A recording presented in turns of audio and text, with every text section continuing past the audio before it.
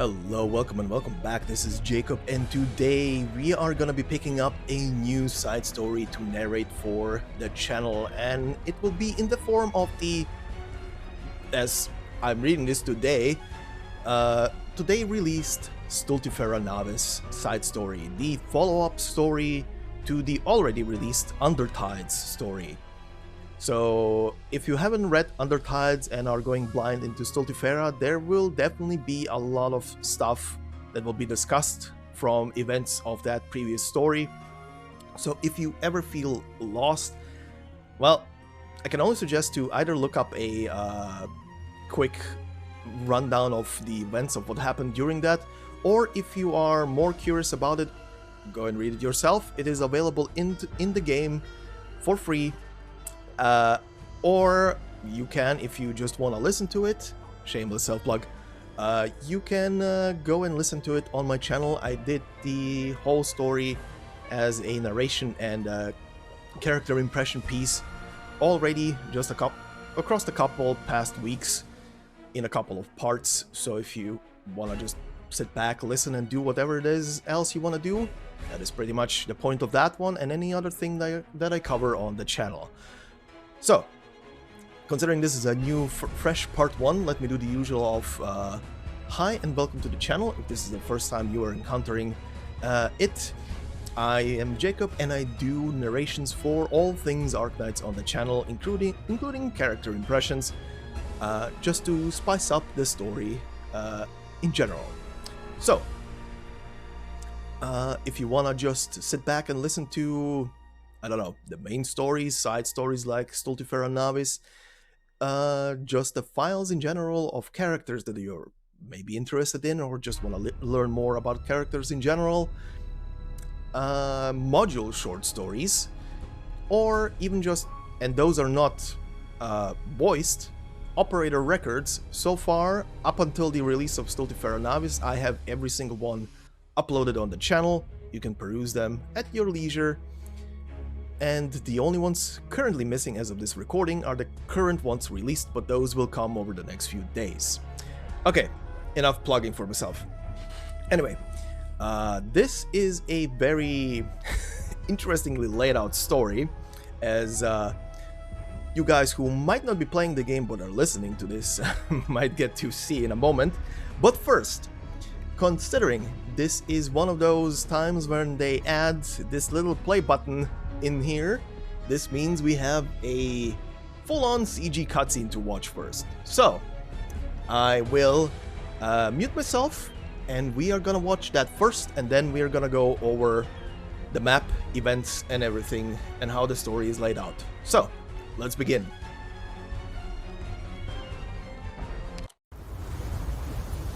Iberian 人はかつて海と大地を征服せんと勇んだ。しかしその広大な野望も静寂の中でひっそりと消えてゆく。黄金の時代はとうに語る言葉を失い、大地の僧帽もまた闇の潮流に飲まれ瞑目した。今ここにそれは再び眼尻を決するだろう。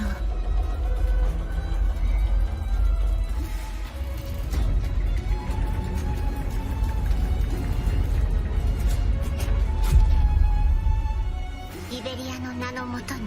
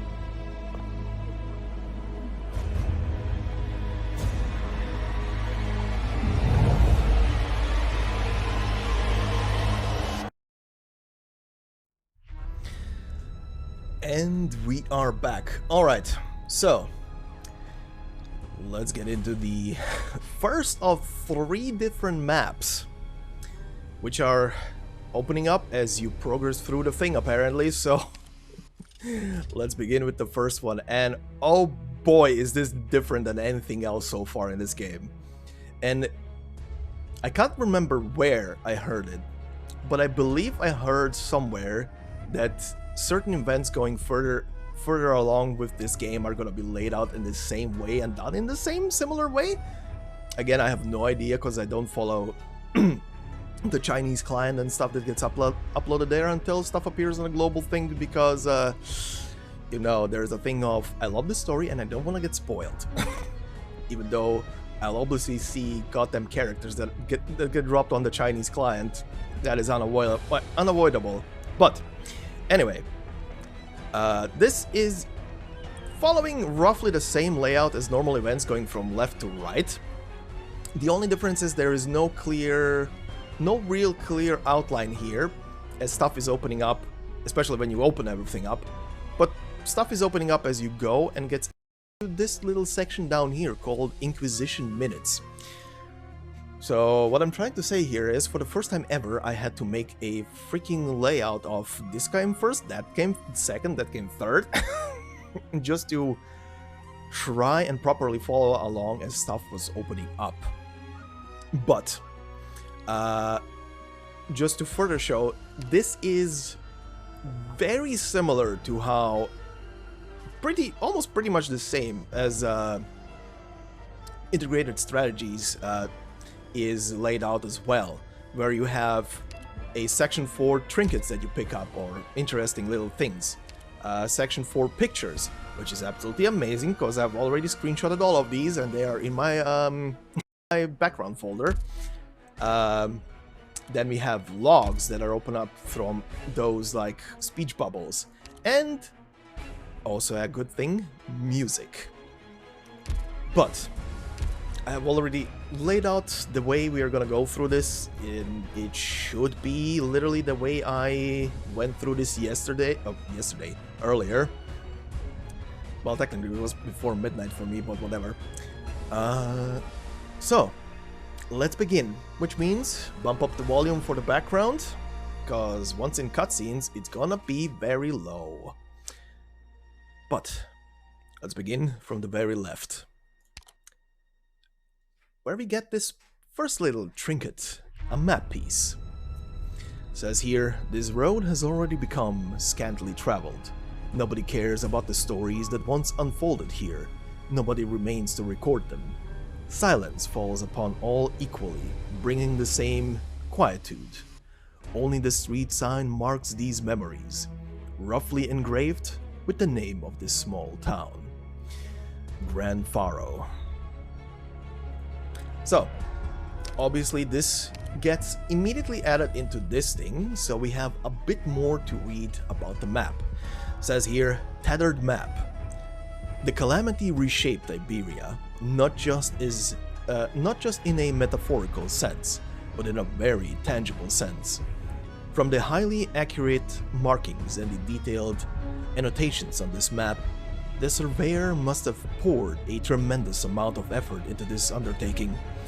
There must have been countless like-minded people who came forth following the calamity, sketching every change, searching for every last inch of trauma to the land. Along the new coastline, a new location was highlighted, where a new town by the name of Gran Faro would rise, a bridge to the lost lighthouse, a bulwark against the sea's invasion. It would become the starting point of Iberia's reconstruction, and soon enough, Iberia's glory would be reborn. At least that's what the people back then believed. Now even this map is torn and dilapidated, and the roads to Gran Faro long choked with weeds. How would this map's surveyor feel if he knew how it ended? Luckily, he likely left this mortal coil long ago. So, that's our first trinket and our first addition to this. The only thing else that gets added is entering Sal Viento, which is literally the thing I just read. in the log.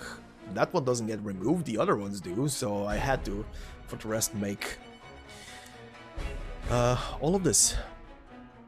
Also, I will just add a little side note before we go into the first cutscene. There is a shit ton of characters. This is giving me Guiding Ahead vibes, and oh boy, I went a bit insane trying to voice all of those. So let's begin. Cutscene titled Old Well. He threw a question into the ancient bottomless well and received an answer in return.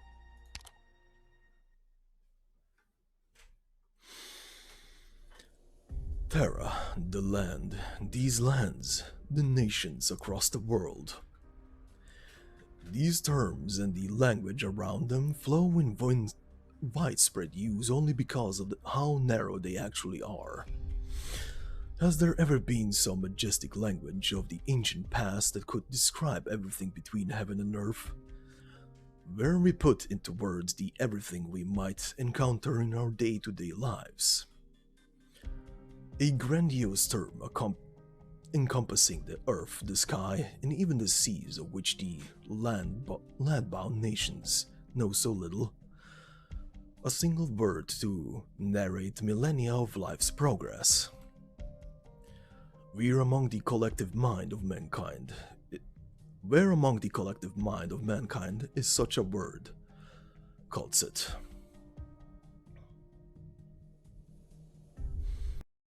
I'm sure you knew the answer yourself. I know quite a bit myself, yet still I find myself asking, day after day. No man truly escapes the unknown, and the unknown will forever torment mankind. Kal'tsit speaking in an ancient Sarkos language. Alma, world.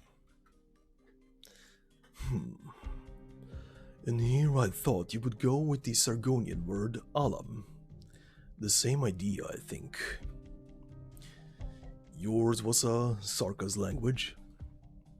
It was. Strange. You're a feline who calls herself a doctor, yet your first instinct is to use the devil's tongue. Your identity is like the ever-changing clouds above the sea, never content to remain the same. Language will not change its essence for such trifles. Language. Now look here, Kal'tsit. A well.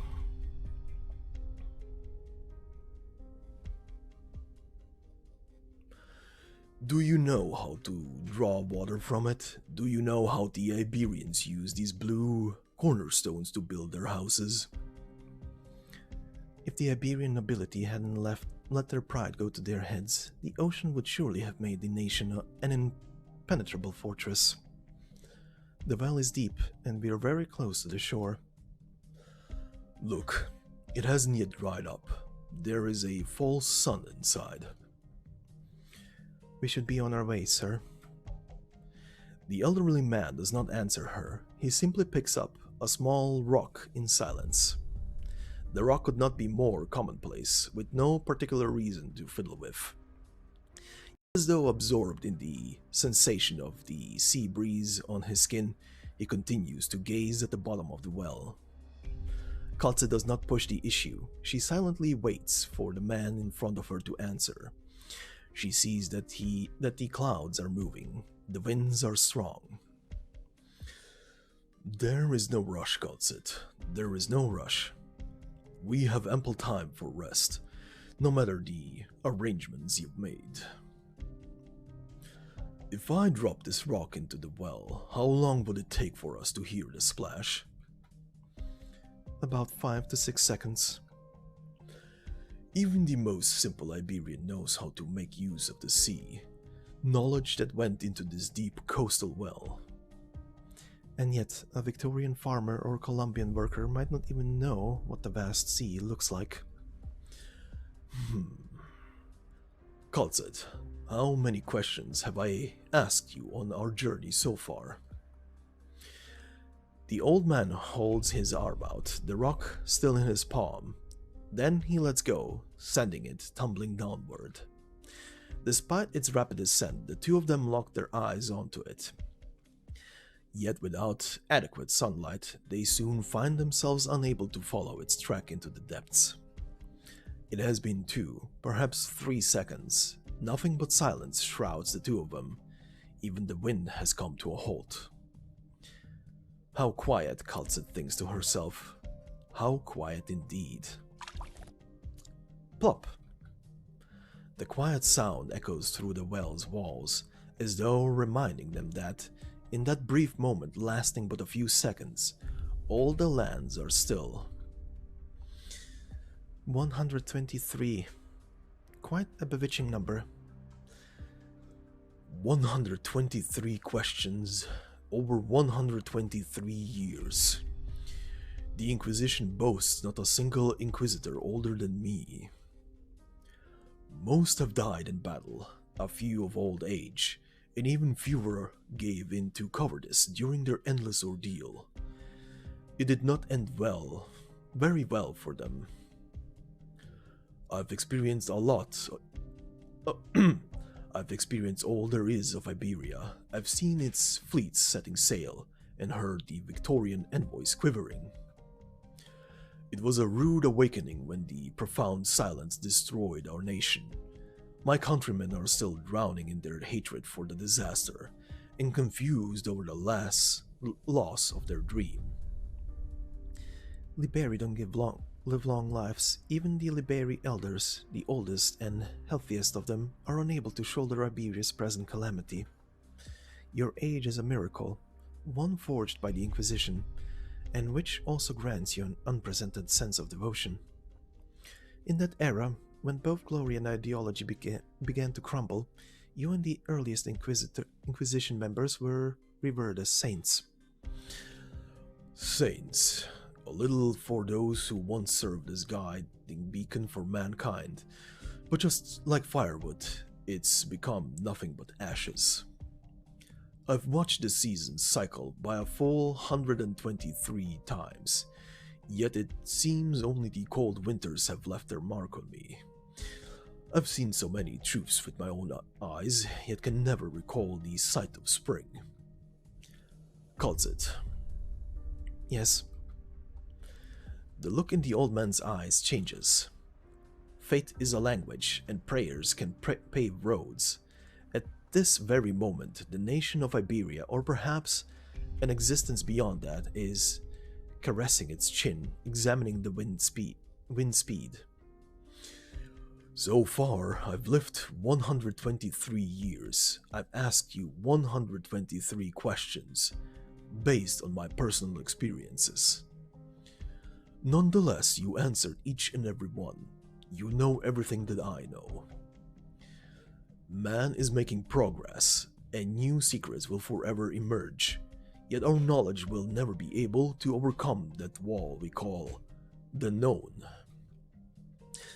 Regardless, the enemy we face belongs to the other side of that wall, in the dark forest that lies beyond.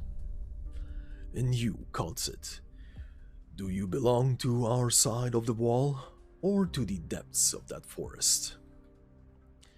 That is up to you. Huh. You might even know the number of leaves on its trees. What a terrifying woman. Make no mistake, the saints of Iberia remain the pinnacle that humanity can reach, yet you've exceeded that, marking you as inhuman. Perhaps you've extended your life with spatial arts, perhaps you've inherited some kind of ancient identity, or perhaps you possess a soul that had great ambitions. Even if our fate is only a lie built atop ideology, we nevertheless once held onto it firmly. What is truly saddening, though, is that when old age finally bests us all, we will have not yet managed to solve our problems. While those of us who have bested old age via Originium arts or other means will only come to fear endless suffering at the hands of our enemies. When did Ager become such an unknown terror to Iberia? How could an unarmed child so easily accept the help of a stranger brandishing a weapon? What if that child were about to drown? Then we would still require proof. Is Ager's current situation really as you say?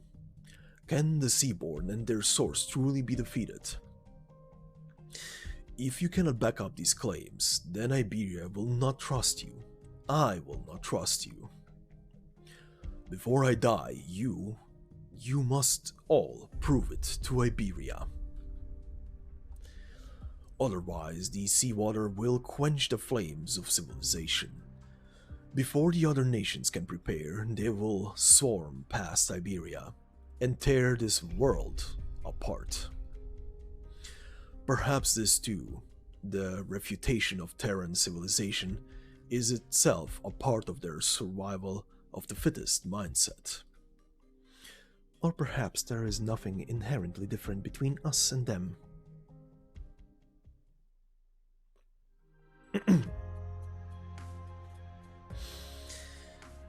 A seaside town, huh? Relaxed but gloomy, quiet but bustling. A lively place but with danger and mystery around every corner. Just a place to get us in that creative groove. What do you girls say? Frost riffs lightheartedly.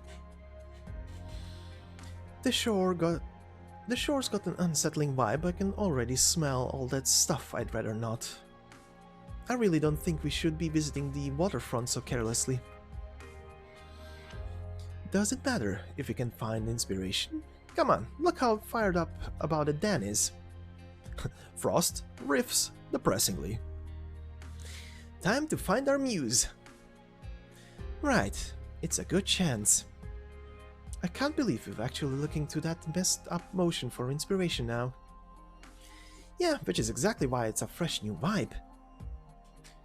Took the words out of my mouth. Frost riffs in agreement. Well, should we split up then? I can take our luggage to the hotel on my own. Alright, I'll be checking stuff out over there. All by yourself? I'm glad someone's worrying. Just don't forget we're playing with fire here. So, where's the hotel? That reminds me, how did a small town like this get itself a hotel anyway? Do people even come here? They need to make a living somehow. Right, no living, no music. Frost rifts.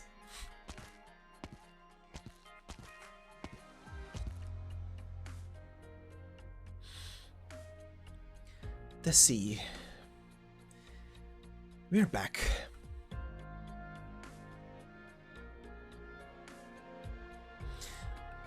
Excuse me, can I get past? Oh, sure, no problem. Have you been sitting in the chapel again, Mr.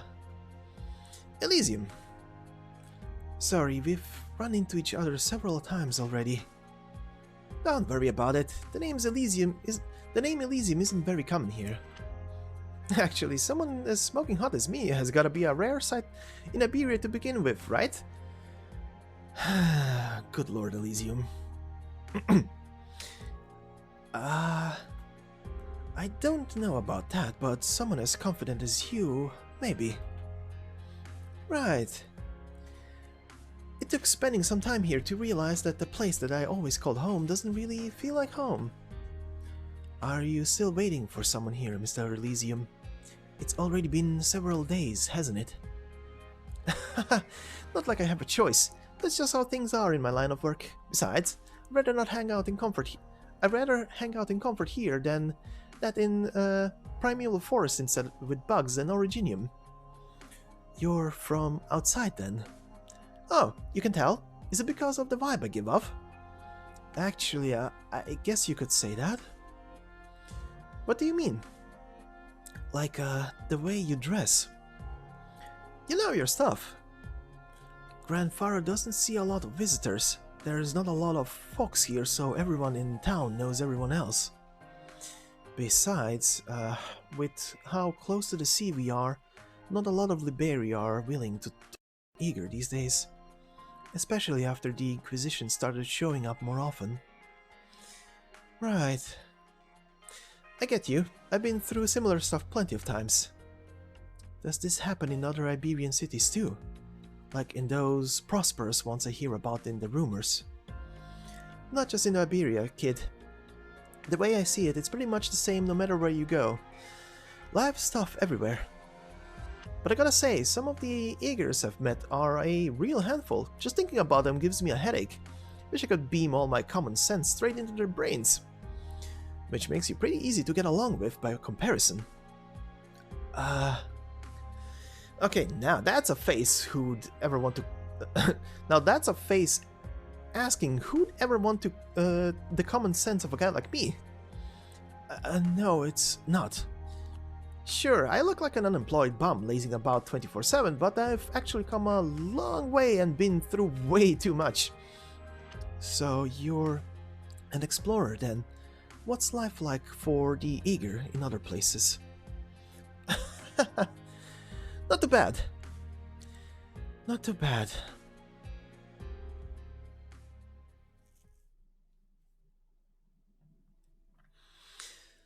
Mayor Tygo, you needn't come here every day. I've been hearing so bad rumors lately. I'm worried about you guys, Amaya. Bad rumors? You mean about the cultists? But we're not just close to the sea, we're close to the Inquisition too, and the very heart of Iberia. So, how could these possibly be cultists here? Who knows? Happens all the time in coastal towns though. Hardly peculiar at all. Also, I heard someone saw a monster on the shore. Did old Pedri tell you that? You know the kind of nonsense he goes on about when he hasn't had his drink. You're a kind man, Tygo. I'm sure you're just worried about Jordi, the boy who works at the chapel. I'm not a very sophisticated one, though. Maybe you can put me at ease, help me sleep better at night. These rumors are just rumors, right? The ghost ship, the cultists, the sea monsters. The Inquisition hasn't let us go out to sea in a long time. In a long, long time. Right, can't even remember how long. 84 years, 85? Try 56. The profound silence happened in 1038. Have you really been trapped on land so long in your memories? You aren't even that old. Have you been a prisoner of this place since before you were born? I've lived in poverty I lived in poverty counts as... Jesus Christ, the sentence is killing me for some reason. If in poverty counts as imprisonment, then yes, I've been a prisoner for a long time. I haven't so much as long as looked at the sea since Marin died. I loathe it. But you're not worried about the gossip, aren't you? You're worried about the Inquisition, and even more so about the penal battalion coming here to take away all the eagers. Poor Tygo. The Inquisition snuffed out the love of your life, an eager woman. Your anger and resentment is perfectly understandable, but be careful what you say, for everyone's sake. Maybe you're right. Okay, I'll be careful. You always know more than the rest of us anyway. So, what have you been up to lately? The same old, doing my job as a third-rate translator in this frighteningly laid-back seaside town. That said, it's been months since a messenger stopped by. All my drafts have been piling up, and it's giving me a headache. Translation. I've never even set foot outside this small town my whole life. Anything besides Iberian may as well be gibberish to me. It's getting late. Right, Jordi should be off work soon. I only hope that the Inquisition isn't gonna give the lad any trouble over that gossip these next few days. I'll see you later.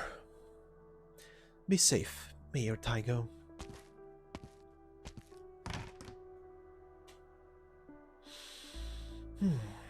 Cultists. The young woman named Amaya ponders for a moment before turning her mind back to the papers as always. Ursin novels, Casimirian biographies, Lithanian poetry, even Sargonian folk tales. All the lands of Terra lie before her as a thick pile of literature. I'm sorry, I cannot pronounce that word for some reason, don't judge me. Each word waiting to be deciphered in a solemn, orderly manner. The air is extraordinarily humid. She can't help but pinch the corner of the page. The sensation of the sea. The waves continue to accelerate and the winds are frightened. The corals line the sky, painting it a neon shade. We will come to detest ourselves for not having wings. Are you finished with your work? Yes. As you can see, the chapel doesn't see a lot of visitors. I mostly just keep the place tidy. Are you still waiting today? Yeah, they should have been here by last week, but my superior did warn me that they are a weird bunch, so I guess being late is normal enough. Still, it's hard to call that a good thing, but why would anyone come to meet up in Gran Faro of all places? Strange, right? I thought so too. That's why I volunteered for the job when Misery brought it up. Not that I expected to waste a whole month here. That's a hell of a long time to be on standby. But normally the Inquisition wouldn't have let outsiders like you in at all. Because of how close it is to their command center? Or because it's close to the sea? Maybe both. I see. So, how did you make it here? I haven't traveled much, but even I can tell that Gran Faro is a backwater. If you really want to know, I could use someone to chat with. I'm dying of boredom over here. Then if it's not too much trouble... Oh. Sorry, I didn't realize it was so late. Uncle Tygo is waiting. I should head back to make dinner. Family? Something like that. He's the one who raised me. Look, you don't have to be such a doormat just because you're an eager. When someone's kind to you, try to be more positive. Thanks, Mr. Elysium. Gran Faro. It means the Great Lighthouse in an ancient Iberian tongue. Lighthouses once shone upon ships both large and small, and served as homes for all seamen to return to. Many souls dwelled beneath the reefs until the ships fell in love with the ocean, accepting its embrace and facing their own destruction. Amaya? Where is she going? Some sort of commotion up ahead. That's unusual. What's going on?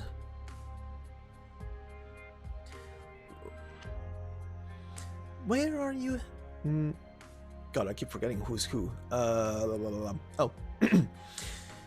Where are you heading? The chapel. Peeps here shouldn't be using their hands to pray. They should learn to drum instead. This square is the center of the town. Everything's built around it. A sculpture of a lighthouse. A guiding landmark to the sea and the town. What a lame analogy. What a bunch of weirdos. Let's not get too close. Didn't old Pedri mention something like this before? Don't get too involved. Lest the Inquisition takes you away. Sheesh, why are all of these outsiders? Why are there all these outsiders lately? The Inquisition just doesn't care anymore, huh? I haven't seen any of them before. Look at the way they're dressed. Are they musicians? Is she looking at me?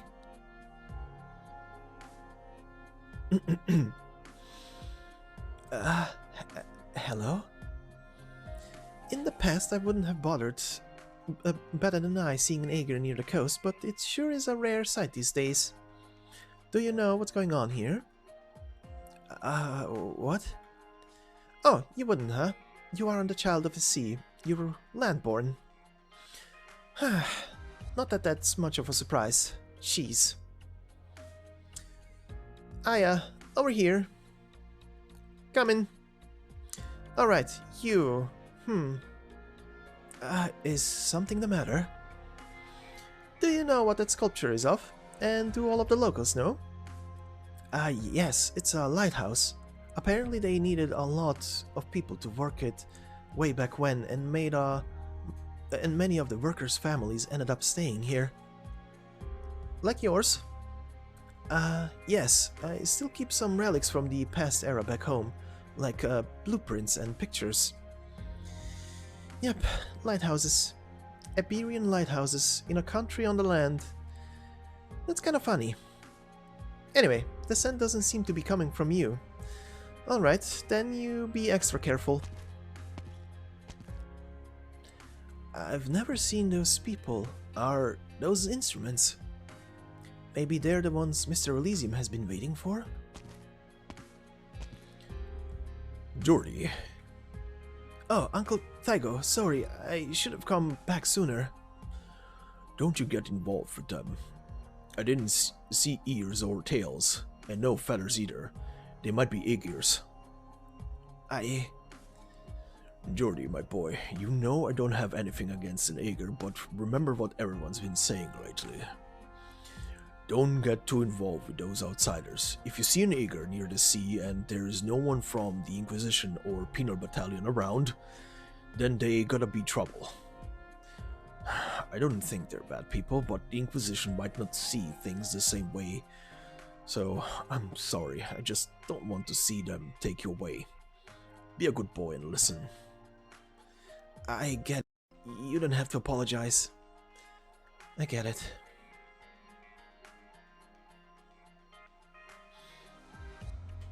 I didn't expect you to agree so quickly.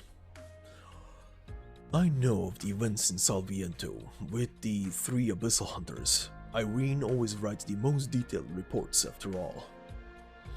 And above all, I know that if you meant Iberia harm, you had other, much simpler options.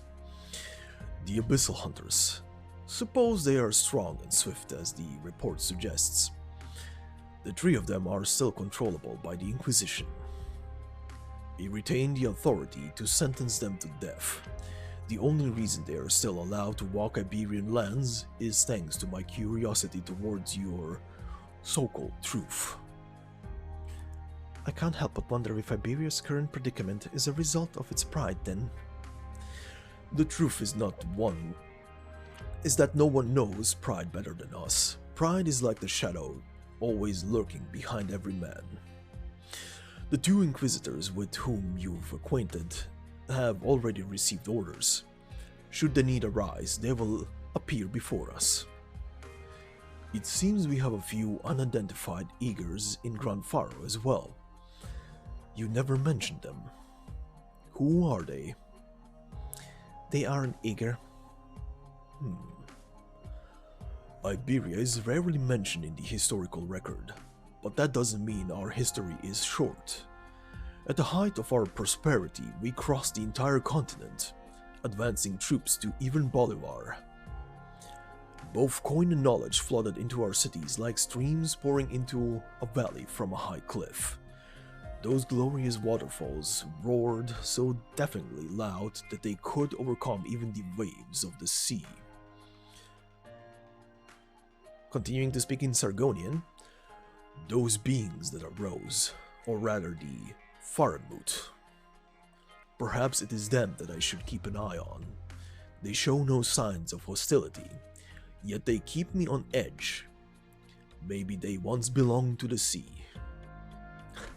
Kal'tsit, you are the doctor here. Could you do the Inquisition a favor? Ask away. The Inquisition's command center is very close to the coastline. We are prepared to face destruction at any moment. But I need you, an outsider, to be our eyes gazing forward. Seeing as we're in the same boat, I have no reason to refuse. Please, Doctor, Spare me the mysteriousness your long life has earned you. Show us where the evil that lurks within us sleeps. Mr. Saint Carbon here, speaking the mind of every single Arknights lore enthusiast. I'll take that as a compliment, and it would be my honor.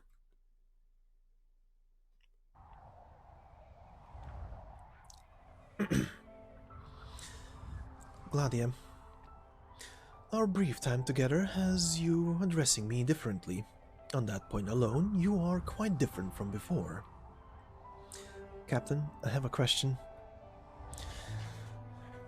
We've already shared all the information we have in the time since we left that reeking coast. Not all of it.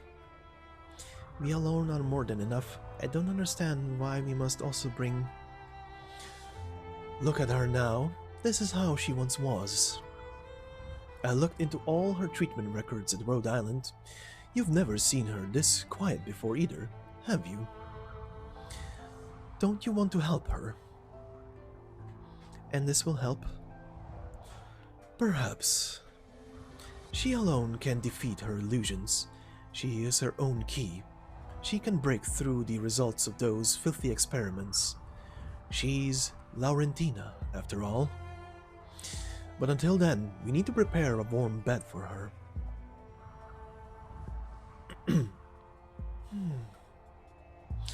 It was only for a short while, but she woke up. Even so, I stared at her like that. Don't be sentimental.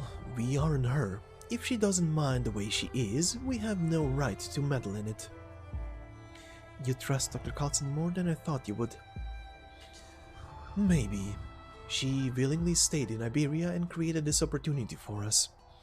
I was surprised, and I have to thank her. I can only hope it all goes well for her.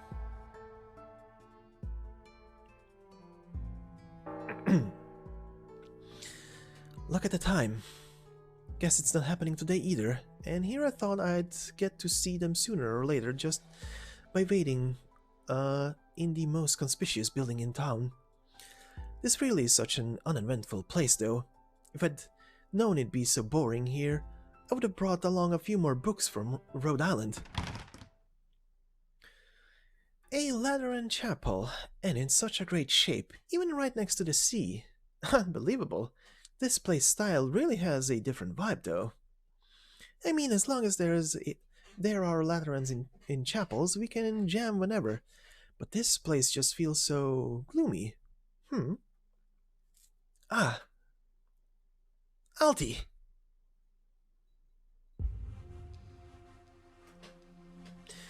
You'd best stay away from the sea, Jordy. The chapel is clean and safe. Just stay there. Don't worry about anything else. Not a lot of the young ones came back this year. Most who left looked for ways to move to the big cities, and now we rely on the Inquisition's handouts to get by. You should think about what I said and leave this place. The folks here are all the families of the workmen who gathered here to maintain the lighthouse in the past.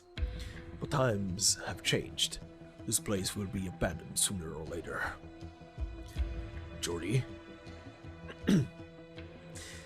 I am listening, Uncle. It's just, where can an Ager go? Amaya told me that there are places outside, in other parts of Iberia, where they aren't so harsh on the Ager. But I'll need to find a home for myself eventually. I need resources, connections. I can't make a decision that easily. I'm not ready yet. If you say so. Right, Amaya gave me another book, one she translated herself. Not like I'd understand it anyway, though. Take it with you to kill time over in the chapel. Okay. Jody walks down the street quietly. Seeing the old man in front of him, hunching over more and more, he can't help but think back to how he looked just last year. As if to prove how time slowly overtakes us all, senility is always silent, From the moment you woke up to when you fall asleep, every second is like a gasp for air. But Jordi never complained. He's used to this life after all. Uncle. I'm pretty happy with my life right now. I get to help out at the chapel. Sometimes I help take care of the children, and sometimes I'll help patch up the injured workmen. I even got to know what Liberi, who came from out of town the other day. He's so different from everyone else. He said his name is Elysium.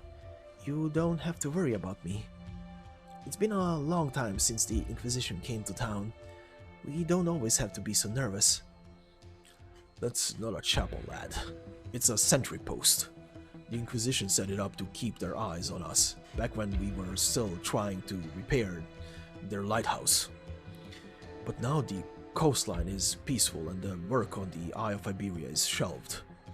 Of course, the Inquisition doesn't give a toss about us anymore. Still, to be fair, the Inquisition isn't completely useless.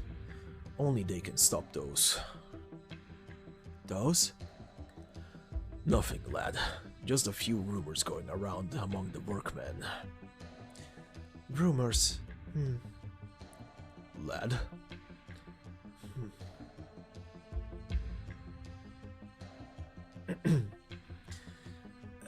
Here?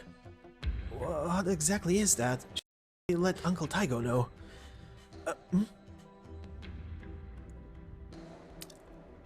Yep, that's a thing. Something bothering you, lad?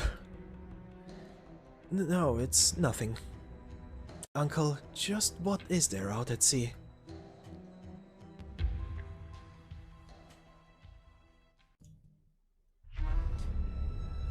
Alright, so after this cutscene finishes, you get two of these speech bubbles pop up, which lead into an investigation. But first, this cutscene has also given us the first Inquisition Minutes item that we will add here to this narration in the form of the first log.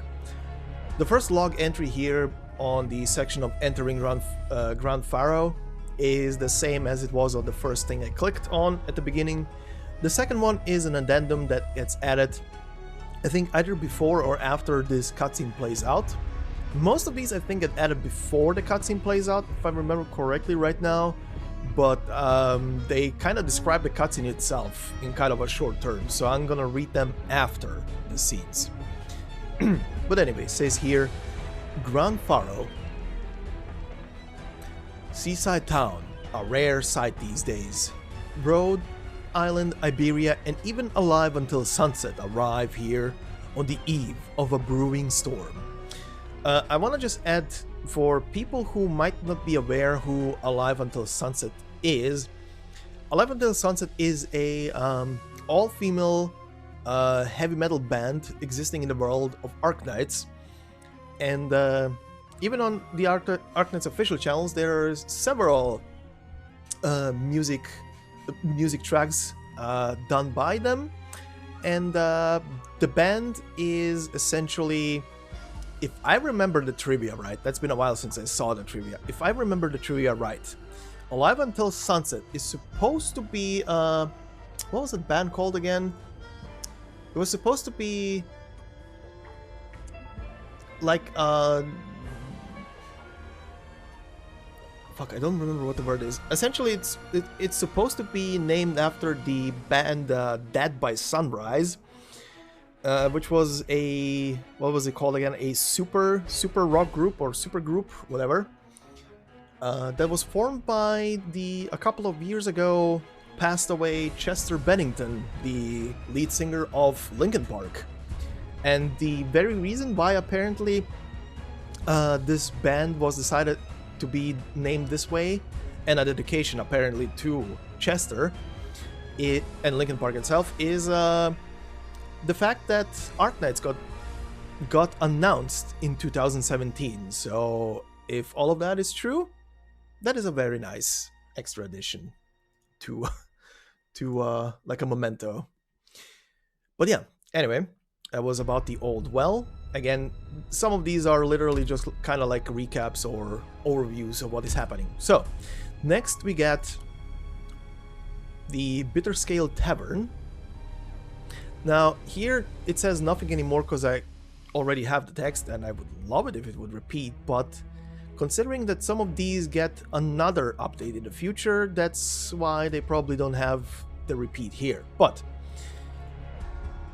when we go into this thing here, back into logs, and into now the section called Listening In on info about outsiders. For the... First off, for the tavern, the first log says here, inside Bitterscale Tavern, a man who has clearly consumed excessive amounts of cheap alcohol over a long period of time is muttering ambiguously, lamenting his lack of a worthwhile life. Upon hearing that foreigners are visiting town, he finally lifts his eyelids, revealing the cloudy pupils underneath, and lets out a sharp snort. Alive until sunset? A rock and roll band? Let them rock and roll their way back to where they belong. We all know that this is just another one of the Inquisition's cheap tricks and they're not welcome here. The man picks up his bottle and walks out of the tavern unsteadily. His trailing voice is still faintly audible. They've already ruined this place. What used to be our... And that is it. Continuing on, we also have this second log, which is tied once more to... pardon. The second log is tied to the second speech bubble, the chapel. It says here, in front of the chapel, a ragged beggar leans against the wall, his hands clasped together tightly. He is not so much praying as simply existing, hardly any different from a pebble. Day or night, young or old, healthy or sick, nothing matters to him. Nobody cares about him, and he also cares about nobody. At some point, he bows his head deeply, tears rolling from his eyes as he murmurs, "I don't deserve to be promoted." This third log will, however, be tied to this now, because now we go into the first battle stage and into the first normal kind of before and after story. So, let's do the story, and then we're gonna read before story, then we're gonna read the log, and then we're gonna go to the after story. So, let's begin.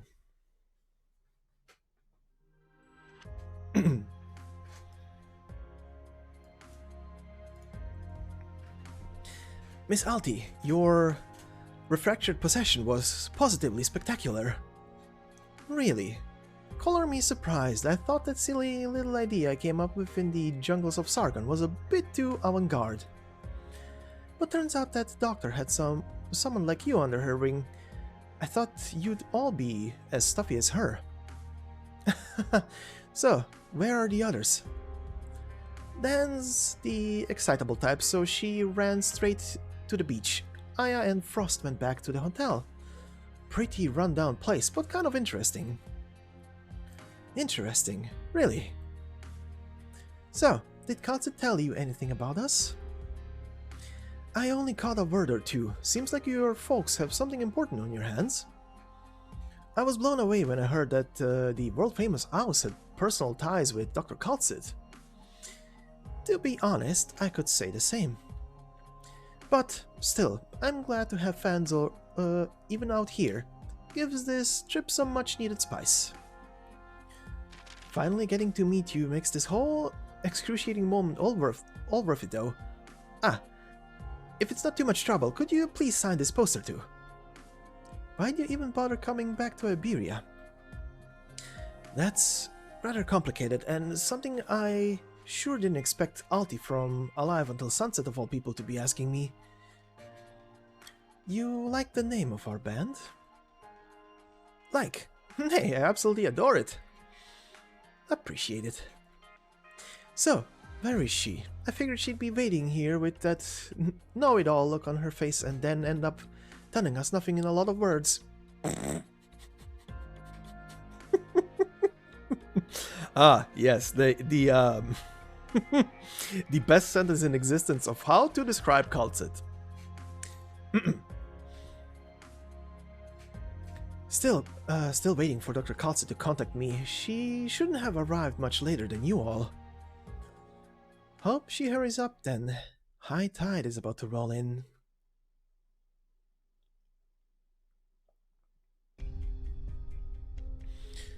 Outsiders.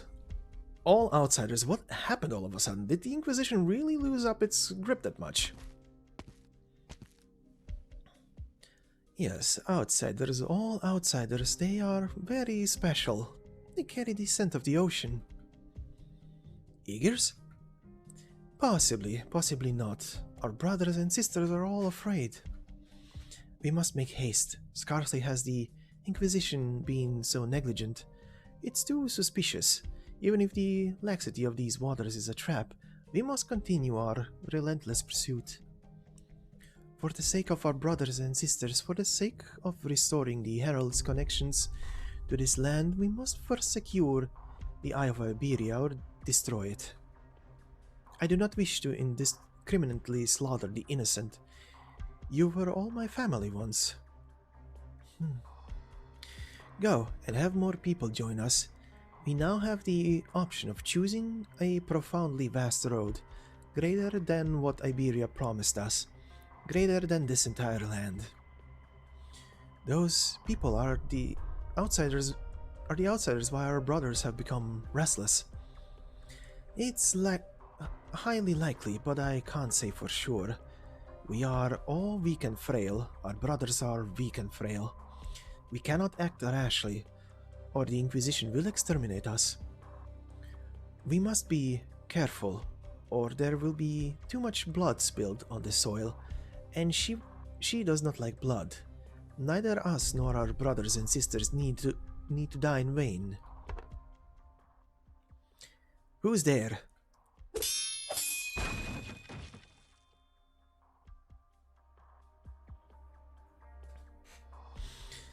I knew it. Cultists of the Church of the Deep. I stepped out of Iberia for just a few years, and now their scent is everywhere. But I'm actually starting to look forward to seeing her face. For once, is she still not here? Yeah, Dr. Kal'tsit mentioned that the Inquisition will probably keep a close eye on her, so... That's weird. I'm sure she was there for the start of Iberia's Golden Age. She should at least be able to get an audience with their leaders. Why take such a lame approach? Very funny. Iberia's ascent was centuries ago. Even she can't be more than... Seems her long years of experience have taught her how best to navigate this world. Alas, I'm too young and beautiful to get that stuff. Surely you jest, Miss Salty. So, if anything really were to happen to her, would you help her? If you're willing to plead on her behalf, maybe. Is she really that important to you? Rhodes Island, was it? To be perfectly honest, I really don't understand why she would put herself at risk like this, just to come to Iberia.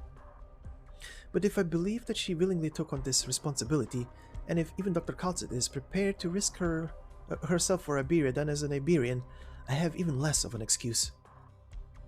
I see. Then you better not go take a look, or keep waiting here.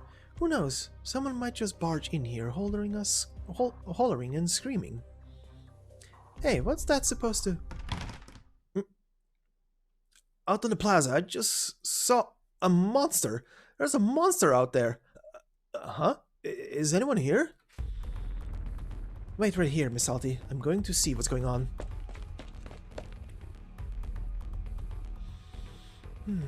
What a terrible odor.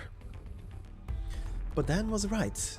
The petals in the sea of consciousness fall into a waterfall flowing in reverse.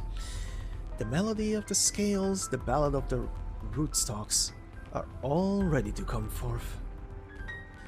Maybe I'll find a few nuggets of inspiration on this trip after all.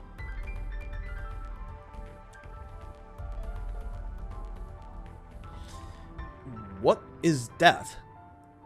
Old Pedri was right, my grandfather wrote about these in his diary. It's a sea monster. Is it dead?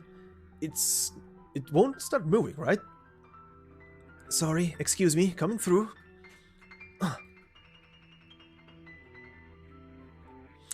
What little light remains filters through the clouds, partially cloven by the monolithic statue. The light's blood splashes across the ground, forming shadows. A dying sea terror rests quietly in the monolith's shadow, like an old man leaning against a tree to find his final respite. Is it already dead? Old Pedri wasn't lying. It really is a monster from the sea appeared in Gran Faro. I know what it's called, we've seen them before.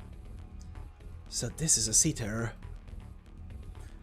But the coastline is so calm, and how could the Inquisition miss something this blatant? Its vacant, lifeless eyes seem to still be spinning, the land a vast, waterless ocean before them. But just as Elysium mistakes it for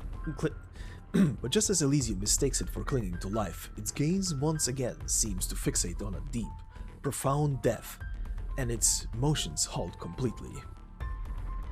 It's staring at me? Or at something else? Who's going to deal with the corpse? Just to look at it. Just look at it. How disgusting. Would it eat people if it were still alive?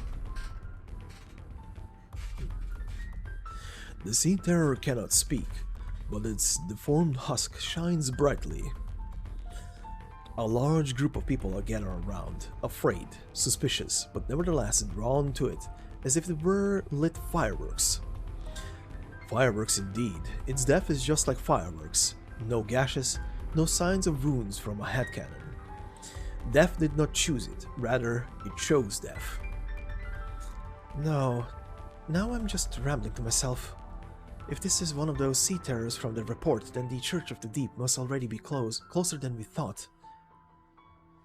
Miss Amaya, hurry, come take a look at this thing. Now, calm down. Could this really be from the sea? I can't hide the truth from you all. Indeed, this is a monster from the sea.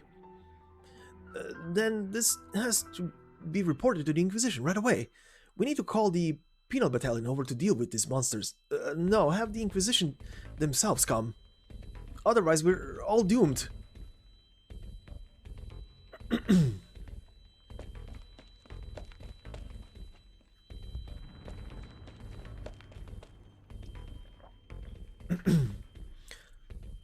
It seems everyone is running towards the chapel. What's going on?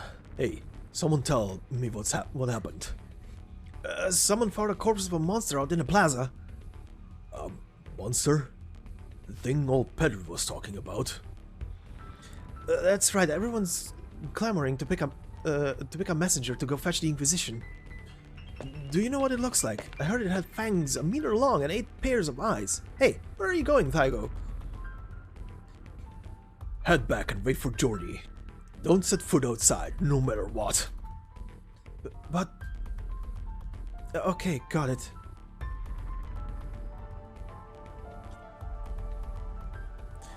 We better not get mixed up in all of this chaos. Who knows what kind of wild disease these monsters might be carrying. A monster.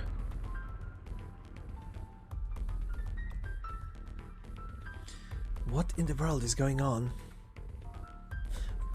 Who's there? Wait.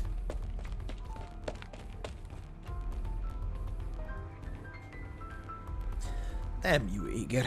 Accursed Aegir. He actually went and slaughtered one of our kin. My wound. You're... Jordi? You know me. Who are you? You don't need to know, nor do you know me. But I know you, if only because you are Aegir. You're hurt. Yes, and you will be you will bandage me up, aren't you the chapel's caregiver? I can help you, but you have to tell me how this happened. Very well. Take a seat. Just bear with it. Stop moving. Luckily, you don't have any broken bones or ruptured organs. Is this a laceration wound? There's even sawdust stuck beneath the skin. How did this happen? An Aegir killed my kin. I was involved, but managed to escape. Murder in a small town like this? You have to bring this up with Uncle Tygo right away. Mayor Tygo can't control the Aegir. How ironic.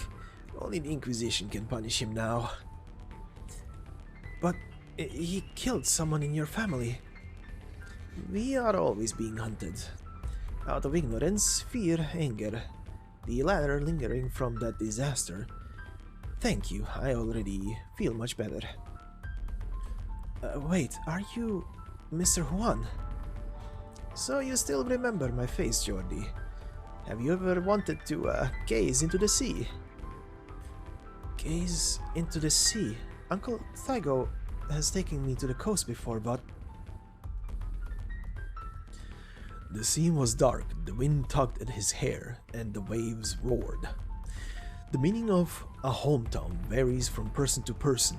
It might be the aroma of wheat, the angle of the shadow cast across an alley, or the sound of wheels rolling over mud and snow. But at the moment, Jordi knew that his life in Gran Faro had already been paid for in advance, with his hometown. The land had already forgotten the ocean's true form, but sooner or later we shall all return to the sea. Speaking in broken Iberian, thank you, Jordi. Thank you for your kindness. May infinite altruism fill the void of existence one day. If you are still eager, Jordi, then leave us be. Turn back and return to your life. It is better than that way. Perhaps you too, like your parents before you, will go in search of that lighthouse. What did you say? I didn't catch that. Continuing to speak in broken Iberian. My kindred refugees have come for me, but do not worry, Gran Faro has always been a stepping stone. Our destination is the deep sea.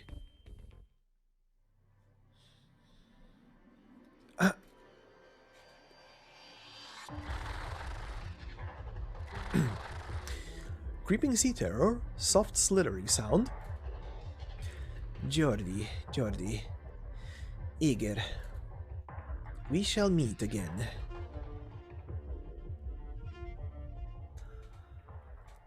Alright, and this is where we go into the battle stage itself, but first we will go over the third log entry here. It says here, in the middle of the plaza, a sea terror still tries to observe the land even in death. Everyone who witnessed it realizes that Gran Faro has fallen into a terrible crisis. Elsewhere, kal'tsit finally rendezvous with Elysium and meets the members of Oz. At the same time, the death of the sea terror has mobilized its deformed kin, causing the entire town to descend into terror. Alright, and now we go back here and into the after story.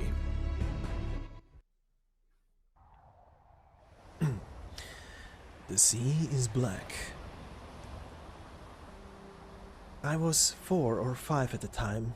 Old Tygo, the mayor of Gran Faro, took an armed company of adults down to the coast. I still remember what the weather was like back then.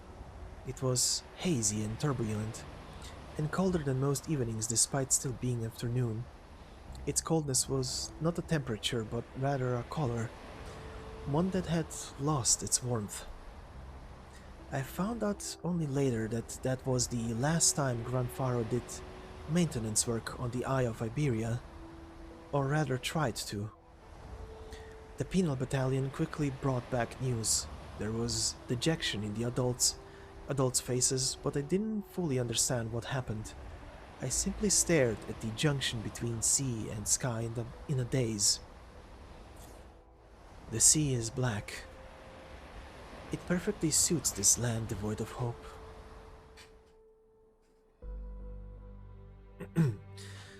Mayor Targo is here. So, what old Pedri said was true, Amaya. Even if I wished to deny it, I'd be quickly silenced by the reality in front of our eyes. But what kind of person could slay a monster, then offhandedly toss it here? I hope you'll let me handle this. If we don't dispose of it properly, I'm afraid it could become a danger down the road. Besides, is this not a rare opportunity to study a sea terror? Very well, but I'll be coming with you. None of us know exactly what this thing is just yet, and we certainly can't rule out the possibility that its blood might attract more of its kind. No objections here. With me, lads. Move aside so I can wrap up this body.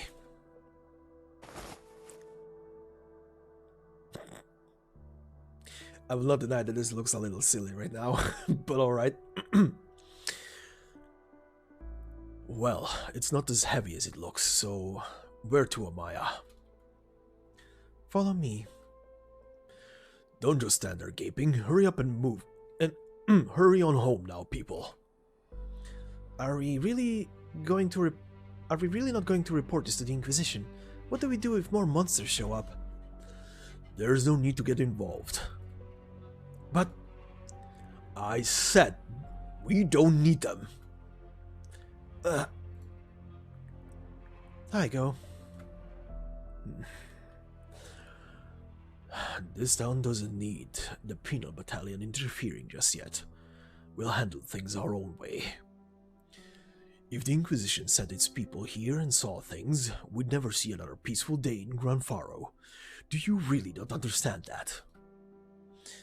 But, never mind, forget it. Let's go, Amaya. We're really just going to listen to him? All Taigo hatred for the Inquisition goes back more than a day or two, but if something really were to happen without the penal battalion here, who's gonna fight the monsters? Us? Plus, there'd be even more, there've been more outsiders lately. It's like Taigo doesn't even see them. If they were to blend in with the outsiders.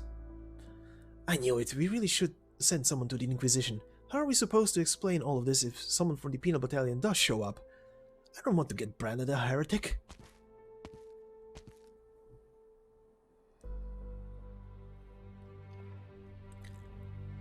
Miss Amaya, and what's with that author over there? Let's touch base with the other members of Oz first. I feel like we can't just ignore all this.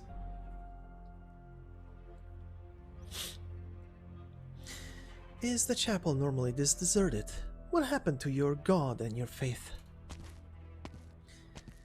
Not every Iberian is a practicing Lateran. Miss Alti, the town has become quite dangerous and I need to ensure your safety until Dr. Kal'tsit arrives. Might as well put on a show here then. Some music would help calm everyone's nerves. That's not what I meant. Then calm down. Let me take a stab at what I think happened. I saw some kind of sea creature. Right, you guys called it a sea terror. Whether the Iberians or kal'tsit were first to call it that doesn't really matter to me. A sea terror beneath a cruelly dry sky, its observant and analytical scales with nowhere to belong. It knows very well that this is not its home. It lives back home. I've got it. That sea terror was probably hung high up on that sculpture, and it was singing the last wave of rock and roll, right? It wasn't hung up there, nor was it singing, but you got like 80 or 90% of it down. You've surprised me again, Miss Alti. Was that your arts? Who's to say that death itself isn't just another kind of song? That's what it taught me. And it's a real travesty of nature that the beauty of it can't be appreciated across species. What do you think? Fortunately, such an art form is not required by all organisms. Dr. Kal'tsit, how come I couldn't get a hold of you this whole time? Long story short, I'm under the surveillance of the Iberian Inquisition in exchange for their trust. We don't have much time, but the task before us is grave. Operator Elysium, go keep an eye on the two who took the Sea Terror's body away. I need to speak with Alti alone. Understood. Here's a communicator. You should already be familiar with my Originium arts, so you can also pass it on to your colleagues. Will do. I know you prefer to handovers quick and efficient, but let me say this: I am so relieved that you are safe and sound. If I discover anything, I'll report back right away. Heading out. Appreciate it.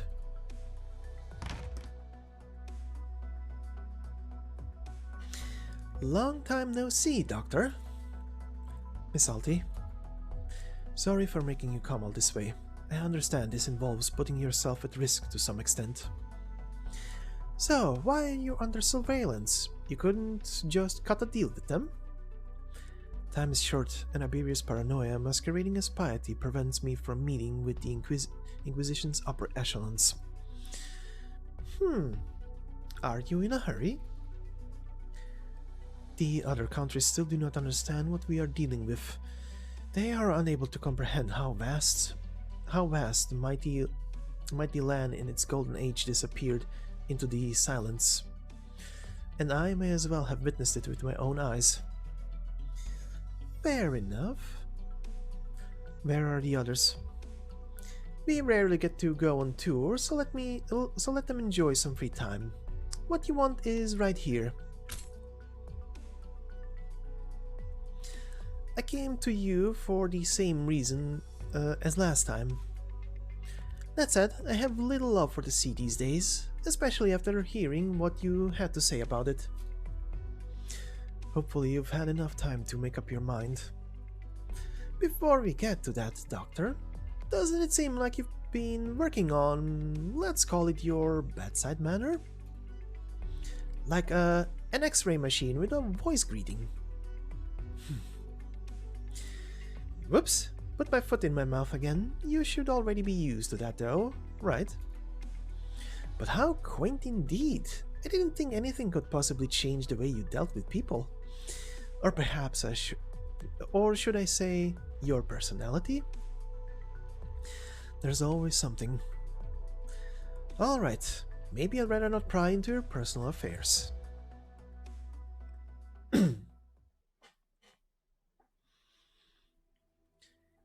He's here. He's still here, and it's not just him. There's more. The scent of the sea. Since when were there so many eager in this little town?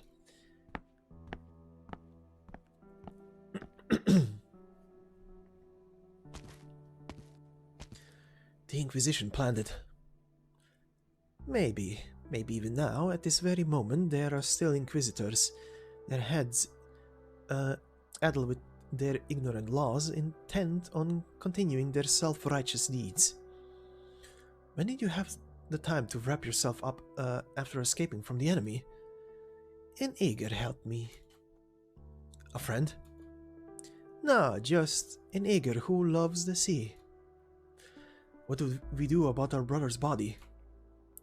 It's currently in the hands of Amaya and Taigo. We'll have to figure something out. We ought to prepare a funeral for it.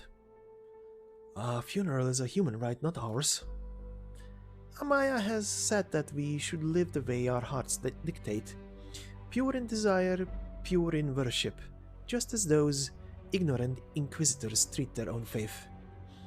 Would that not make us equally ignorant? Ignorance is a part of our very nature we have yet to throw away. We have not yet become them. Sophistry. That I can't deny, but do you wish to see the land dwellers torment the corpse of our brother? Long have we waited on land, with no herald to guide us. All we can do is seek out our own way of embracing the ocean. But before that, we should give our brother a proper burial. We ought to mourn of any senseless death.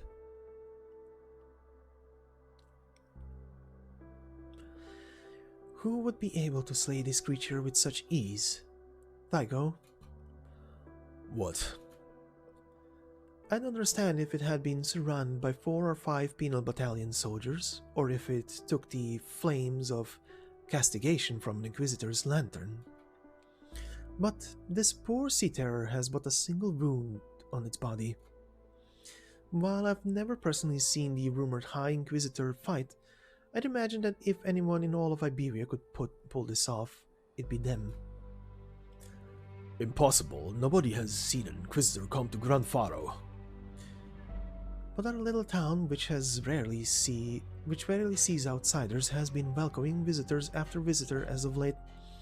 Surely this can't all be due to the Inquisition's negligence, right?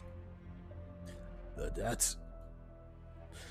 Perhaps the marching of the penal battalion cannot be hidden from our ears, but what of the Inquisitors?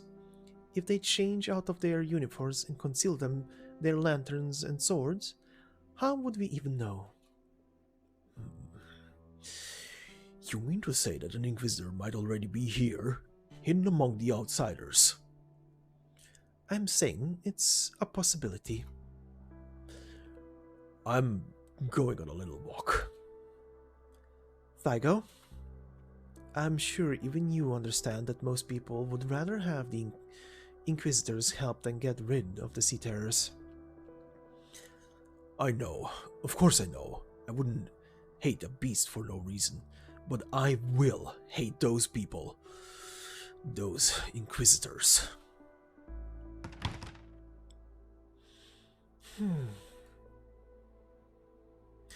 Amaya gently caresses the sea terror's corpse. The fate left to it by death was not such a terrible one. By human standards, it certainly appeared deformed and terrifying. But what about from others' perspectives? How would the court of nature, of life itself, judge this perfect creature? Alone in the empty pub, Amaya decides to stop pondering this question. Or at least, the pub appears empty. She and Thygo believe it is. But the shadows begin to writhe, and something steps out from within, its simple outline etched out beneath the dim light's glow. It is a person. An eager. Was this your doing? The bizarre hunter, speaking in Iberian. It has nothing to do with you. You don't look like you're from the penal battalion. You cannot deceive me. Wait, you're an eager. That makes you even less likely to be an Inquisitor. Silence is the most terrifying sound in the sea. We cannot tolerate it a second time. None of us can. I'm not sure what you're talking about, but I think you should leave.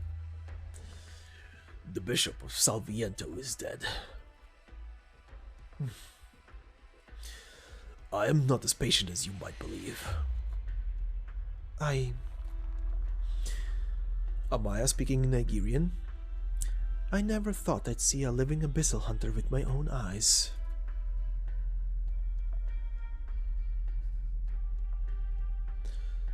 Inquisitors, no. Impossible. How could an Inquisitor be here? Mr. Thygo, just now Mr. Thygo? Get out of this place as soon as possible. You and the rest of your lot. You're a nice lad, I can see that. Jordy can too, but... There's something sleeping beneath our little town, and there's nothing normal about any of this. Iberia's never been normal. Not since then. I hear you. I'll leave as soon as I can. but I think I saw something in front of the chapel just now. Tell me, lad, are you from the Inquisition? Are you trying to get close to Jordi so you can take him away? Mr. Tycho? Get ahead and lie to me. I'll fight you to the death too, outsider. I'm not. You know as well as I do, if I were really after the Eager, why would I wait so long? It's just a single sea terror. We're by the coast and we've seen things like this before decades ago. There's nothing to get worked up over, outsider. It's none of your business. Mayor Tycho, I'm willing to help you iron out some of the issues in town. There's nothing for you to do. Even if it means George's life will be in danger.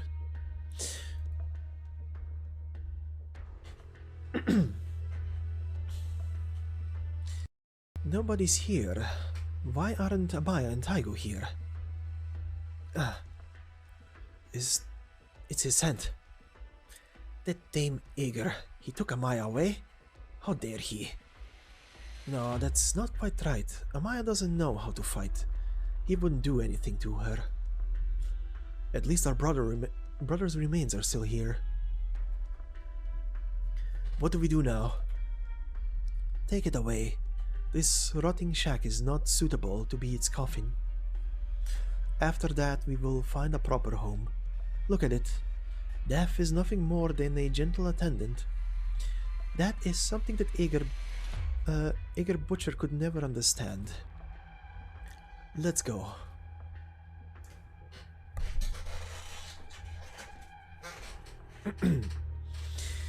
So, in other words, we're what? Insurance? To my understanding, none of you have any desire to return to the ocean and fight those monsters.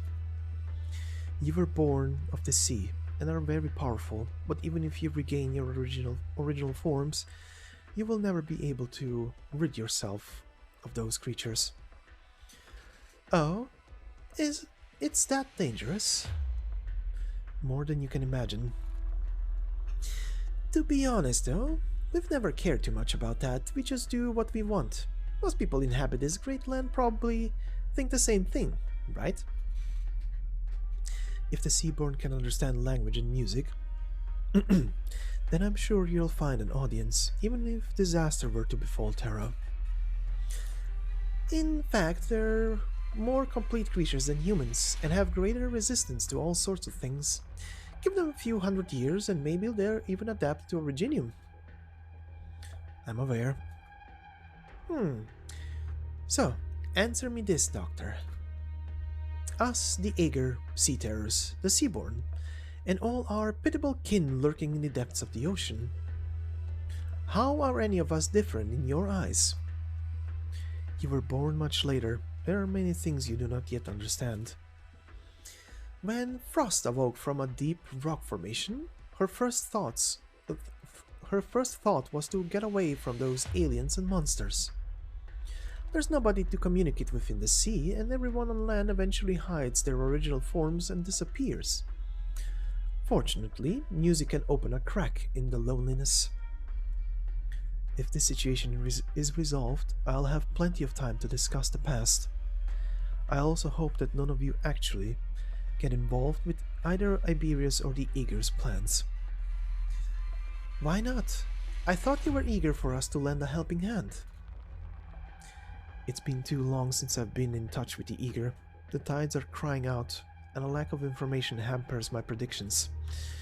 We do not yet know the true origins of this calamity, nor are we able to infer any possibilities. Worst case scenario, even you won't have any way to... It seems we have uninvited guests. Huh. They already have the nerve to show themselves openly in town.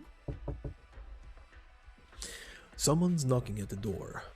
Without a word, kal'tsit turns her eyes to the chapel's doors. The thick wooden slabs had endured an unfathomable amount of turmoil over the years, each mark upon them a chronicle of the past. She knows there is something outside them, and what it is What she cannot imagine, however, is that the Church of the Deep's followers would already dare to be so brazen. Or perhaps... Outsiders, a grotesque scent belonging to those strange eager. The two cultists step into the chapel. This Lateran edifice, once wrapped in the cloth of fate, now drapes these two faceless figures. In their arms, they hold their brother, a sea terror, or perhaps just a being stripped of all other names, now nothing more than an expired life form. Look what they're holding in their arms. A sea terror. They don't intend to fight. The cultist carrying his brother's body passes by kal'tsit without turning his head, as if he does not even see the two standing in his path. It is as if he has come all the way from the doors of the chapel to step into the depths of martyrdom. Speaking in broken Iberian, "My brother, oh brother, hear me out. It is our incompetence that led to your ultimate fate. It is our cowardice that prevented you from returning to the sea. Forgive me, my brother. I can yet hear your voice. The people of this world all believe death to be the terminus of all life, but we understand that once our individual forms are transcended, even death itself is powerless." He lays his brother's remains upon the ground and draws a deep breath. He falls to his knees, his eyes filled with sorrow. "Until we return to the ocean, I shall be your coffin. I will take you back to the deeps. Come, my brother, may you slumber eternally. We shall become one." The oral ingestion of protein is an act of feeding, yet he did not intend to consume his brother. He was simply forced to use a more primordial method of bringing the two together as one. Chimera.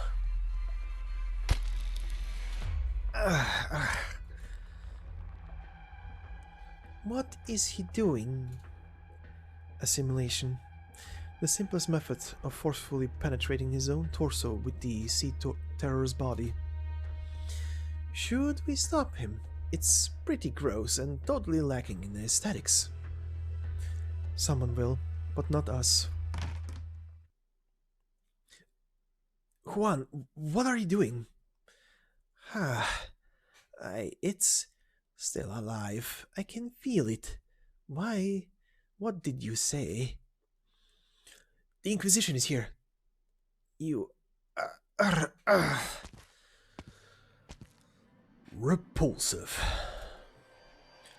Though this chapel may be deserted, it is still a sacred place to the Iberian Inquisition. And yet you dare openly blaspheme our laws and creeds. Someone from the Inquisition actually snuck in, but what happened to that eager? Juan! You... curse you. Damn Iberian. Kill him.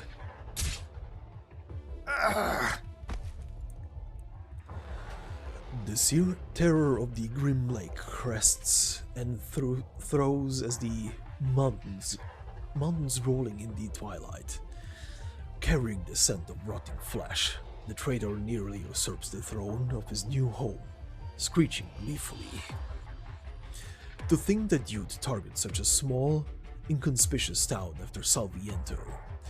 Even now, the Inquisition underestimates the scope of the Church of the Deep's influence. Indeed, your taint is pervasive. Juan, the Inquisitor, you have to... You're even weaker than any Church of the Deep remnants I've seen. Why do you insist on staying in this unremarkable town? Answer me.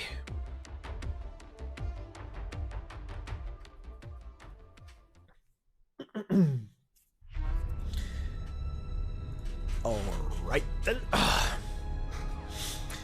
And now we have a couple of entries here. First off, would be an entry close to the stage, which is this little thing. which we can now find in the backpack section of this whole thing. It says here, Little Handy. This product was forged with the profound wisdom of the sages, infused with our virtue of helping others. If you need a hand to deliver people from suffering, or you wish to be freed from the trivialities of mundane affairs, then remember to come and get handy. God knows why something like this showed up in Gran Faro. Yep! Weird little thing, and what it does essentially, it is a thing that will get upgraded as we go with extra modules. Considering I haven't opened it up yet, and from what I've read on this little thing, it does sound like it's the same thing that we had prior in the Docilis side story, which was essentially they are like buffs, debuffs, some sort of that stuff that you can apply to whatever squad you're bringing into battle. But more importantly, besides that, we also get, after this, added these two little things. One is again at the chapel, and this one is now in the logs section of the investigating portion. It says here, around the chapel, the devout gather, trembling as they close their eyes. They turn around and press their foreheads against the cold walls, as if the chapel's weather-worn stone had become their last pillar of support. An old man covers his eyes, convulsing as he screeches. Fire! Light! He's brought light! Alright. The next one would be this section right here. It's called the Dark Cellar, and like the icon might say on first thought, it's pretty much to give you just rewards. But we get a little log entry here, the third log entry. Inside the Dark Cellar, the townspeople curse without cease. What the hell was that? Why is this happening to Gran Faro? First the Aegir, then the cultists, and now these damned monsters. I need to leave this place, otherwise... I've seen it with my own eyes. The Inquisition's flames will burn a person's soul dry. He didn't have time to bring supplies. These supplies can still come in handy. So, that is that, and then for the last part of today, sorry, not the last part for today, but second to last part of today, the Seaside Path, yet another only cutscene stage. So, it says here, he grew up along the coast. He longed for the freedom to see the ocean. So, let's go through it.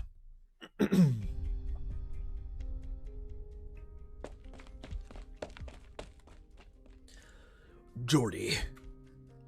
Uncle Tygo, what's going on? Quick, pack up. We have to go. Wait, what? Where are we going?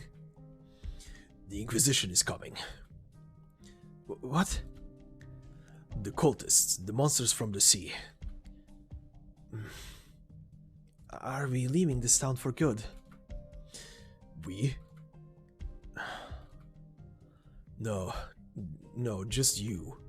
When the Inquisition finds out there are cultists here, the Aegir will be their first target. I don't care what happens to the cultists or even the rest of us. We've lived here too long. We don't know how to live anywhere else. But you're different. You've always wanted to see the world outside. You're young and talented. But this is all so sudden. It's an opportunity for change, lad. Your last chance. Be brave. Even if you somehow survive the Inquisition's interrogation, all that's waiting for you here is a life spent in fear of the ocean and the sea terrors. If you leave, though, your fate will finally be in your hands, not stuck in that little chapel. That place is too small for you. You shouldn't just But it's so sudden. There's no time to hesitate, lad. You must be strong like your parents and their parents before them. Did my parents really give their lives for Iberia? We don't have the time for this. Come, we must pack. It's been so long since we've had a traveling trader stop by. All your clothes are so old, and you can buy new ones so easily out there. All the more reason to leave, don't you think? But why would the Inquisition be looking for Igor? Couldn't cultists just as well be Liberia or feline? Igor come from the sea, same as the monsters and the disaster. Wait, have you seen them? No, I mean, Uncle, you knew. You knew they were here? Yes, we all knew there was something to the rumors. Juan was one of them. He went into an empty warehouse to hide from the streets. He was hurt and he had no hostility towards me. Right, because you're Igor. I know they're gone mad, that they're not normal. But why? Aren't you sheltering them? None of that matters anymore. You'll be leaving soon. No, I don't want to. What? I was born here in Gran Faro. If I run away just to hide from the Inquisition, I don't know. You what? Do you have any idea what you're saying? No Igor has ever made it back in one piece after the Inquisition gets them. If you're lucky, you might return missing a few body parts, or maybe your sanity. Most simply disappeared though. Some say they've been imprisoned, others say they've been executed. No one comes back. No one. The Inquisition will bury everything to the ground in their mercy before the monsters and cultists even get a chance. Nothing cleanses like fire. Uncle Taigo, calm down. The angry old man sees in Jordi the shadow of himself, arriving in this land all those years ago, hoping to construct a new garden out of the ruins. Decades have passed, and those who were once young are no longer so. Yet what have they built in Gran Faro? What has become of Iberia? Their efforts have done nothing to change the tidings of fate, and the home that they put so much of their passion into now stands on the precipice of collapse.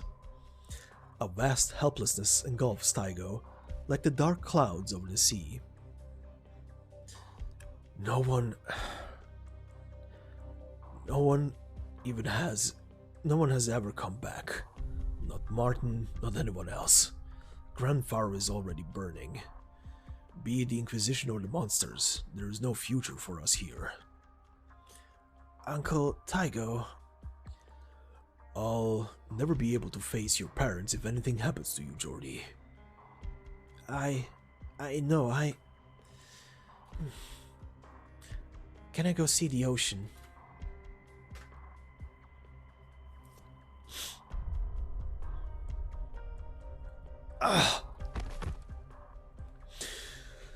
Dream now, and may your sleep be full of nightmares. Leave them to me, kal'tsit. Soon enough they will confess their dark and dank schemes. Soon enough they will confess where their dark and dank schemes take root. No doubt. Wow, the old man's with you, Doctor? You are alive until sunset, a rock band. I must admit, I don't understand these newfangled trends. Have faith in the divinity of song, then. Iberia hasn't recorded a direct sighting of a Faraboot for centuries, much less an interaction. If your music represents your views on human society, then that would certainly pique my interest.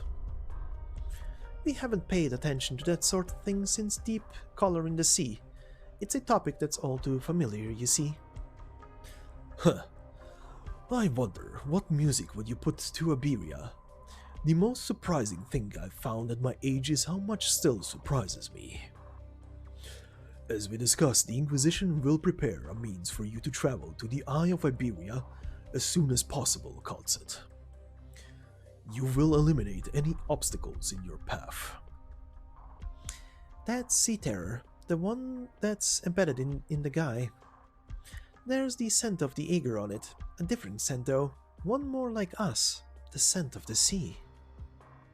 What?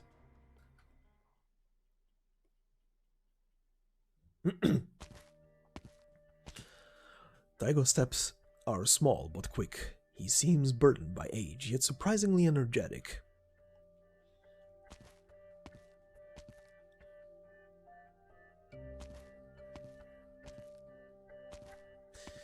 It was all Jordi could do to keep up with his pace. He said he wanted to see the ocean.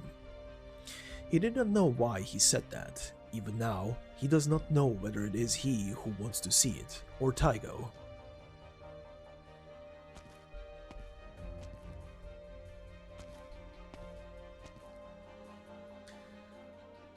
I'm an eager, Jordi thinks. The sea is my home.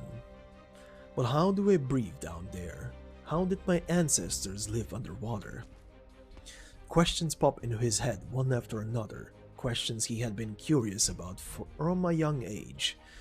But Thiago is a berry and cannot answer his questions.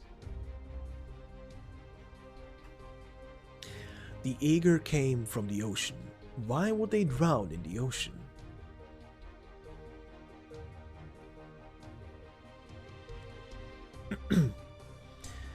The sea. When was the last time I saw it? If the penal battalion was still here, they would have taken us in for questioning by now. Sorry for asking to do this. It's fine. Look at the coastline, barren and decrepit. Decades ago, we had big dreams of building an impregnable fortress here. Today, there's a penal battalion outpost several clicks to the northeast, and another on the cliffs to the west. Everything else? A lie, or perhaps a dream in the true sense. Reality is before our eyes, reminding us that the old Iberia will never return. Fucking whistle again. Thygo whistles. Jordi rarely sees him do so. A change seems to have come over the normal gloomy mayor, turning him into a young worker once again, passionate about building his home.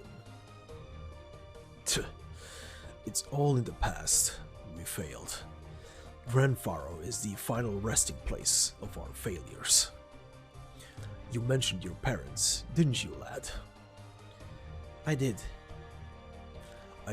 I don't remember much of the ocean. Everyone talks about Aegir and the islanders, but none of it feels real.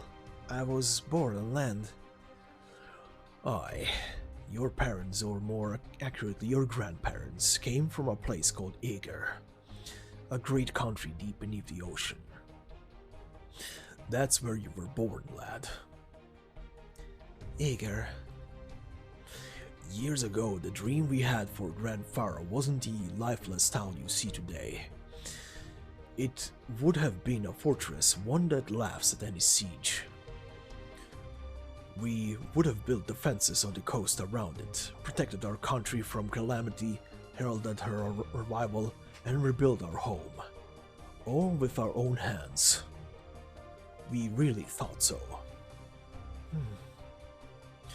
Jordi does not interrupt. Taigo grows increasingly excited, a light returning to his dull and cloudy eyes. Every hair on his body stands on end. He changes his posture, the sea breeze brushes against his brow, and he even looks grander somehow. The last step of our grand design, spanning half a century, was to return to the Eye of Iberian and rebuild the lighthouse. The lighthouse? A relic of the Golden Age, spared from destruction by the profound silence. Not even calamity could break us. We marched ever forward, our hearts filled with hope. Marin wore that blue hat of hers. She said we'd become heroes, that our names would live on. Your grandparents, your parents, 2 generations of Gran Faro gave everything they had for this blueprint. Their greatness should have been immortalized forever. But now there's nothing left. You see that ship? There used to be many ships at the port. The Penal Battalion should have taken it, but they've forgotten all about it. All that's left is some junk and a town out in the middle of nowhere. More troubles than I can count. People stuck in a dead end, and that ship. Yes, that ship. My parents and grandparents I've never met. Were they proud of their duty? This isn't the first time you've asked me that. You asked it when you first learned to talk, and when you started working at the chapel, you asked it many times, pointing at the dust-covered notebooks and schematics at home. I remember. Yes, lad. No matter how many times you ask, my answer is always yes. No matter the outcome, they never lost hope after that great disaster and gave their all to the cause. Your parents even volunteered for our final attempt to reach the Eye. Don't blame them for abandoning you. They were carrying what was left of our dreams. So many years had come and gone. We had to succeed. The last we saw of them was when their fleet set sail from here. They were heroes. Mine said we would all become heroes. But now none of us are, except for the dead. I see. So, my father and mother... But you know what laid waste to it all? In the midst of despair, we managed to muster the hope to relight the lighthouse. And what came of it? The Inquisition. They arrested the Aegir. They said they were Church of the Deep spies among us. We were fighting for Iberia, but the Inquisition took everything from us. Our pride, our dignity, our dreams. Everything. Do you understand now? Leave this hopeless town, leave Iberia, and go as far as you can. Go to another country, and go to a better place. There's nothing left here in Gran Faro.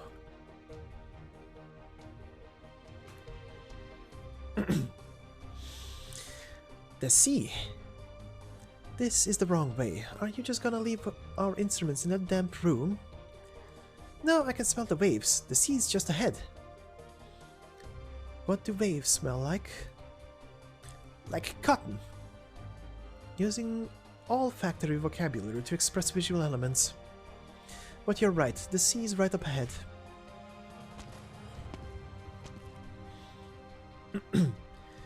You.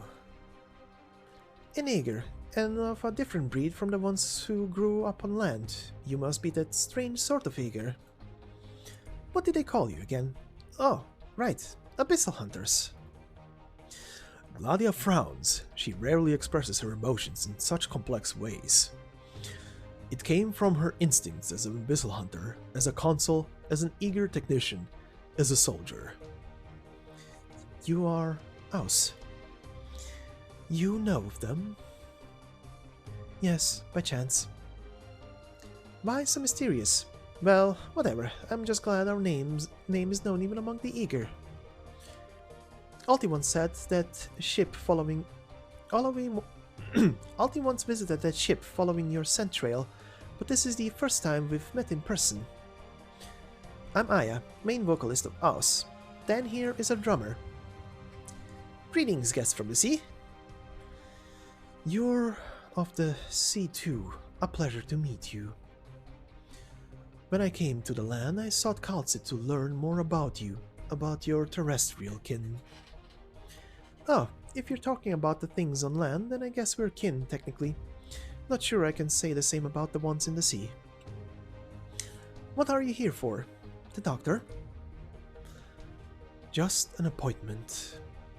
We seek we seek our way back to Aegir. Back to Aegir, huh? The three of you, together? We are not so easily separated. Ah, what a great friendship. What about the one in the back? Is she shy? Why doesn't she say anything? Something doesn't seem right with her. Her brain is tormented. Is she sick? You could say so. Poor thing. What is it then? I just felt something up my spine, like an electric shock to my brain. Then a strange voice. Unusually quiet, Spectre gazes at the sky. She closes her eyes. Waves brush against chaotic thoughts. This place is far from the coast, but something is touching her consciousness. It is the wind among the clouds, through the land, from the sea. A voice. I can hear it. I don't hear anything. The music of the sea. The children of the sea are crying. It is a song. The scent of the sea terrors. Lots of them. The town is under attack.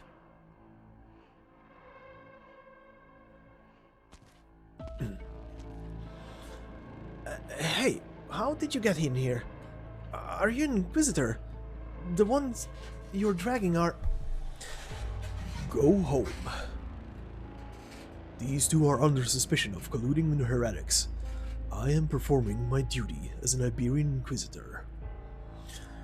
Leave now, unless you want to be caught up in battle. Their blood will draw enemies. An Inquisitor? When did the Inquisition arrive? Were those outsiders your informants? I'm not a cultist. I don't have anything to do with those guys. Do you know these two? Them? Juan? It's Juan? I always thought he looked suspicious. That's enough. No need to torment yourself. Go home and be sure your doors and windows are locked. All right.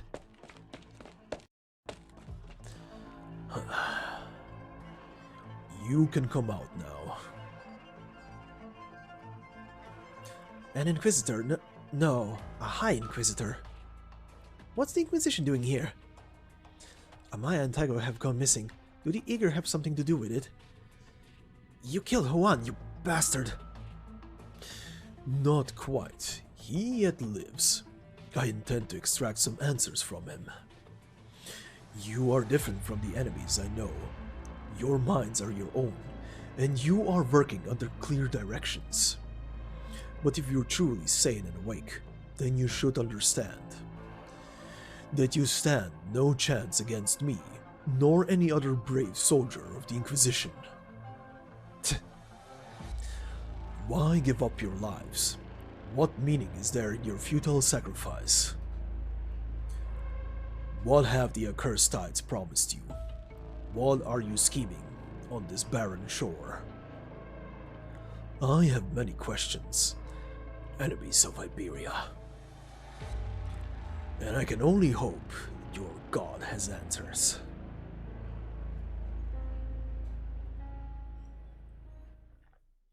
All badass man. Doing badass things. Okay, anyway. Before we go to the final stage, we have some more logs to go through. Namely, in the actual log section, investigating the cult. I think it's the fourth one. Yep, the cultists scatter before the Abyssal Hunters. A mysterious hunter by the name of Ulpianus kidnaps Amaya, while Elysium finds a clue in the files left by the cultists. I think this is mostly it. Quickly before we go to the last stage, before we finish off today, after the story here, which is just an after story, so after battle story, I will quickly go over the pictures that have been unlocked so far, because every single one of them has a little description to add to a bit to the lore. So with those, we're gonna be finishing off today's narration section. But for now, let's go into the after story.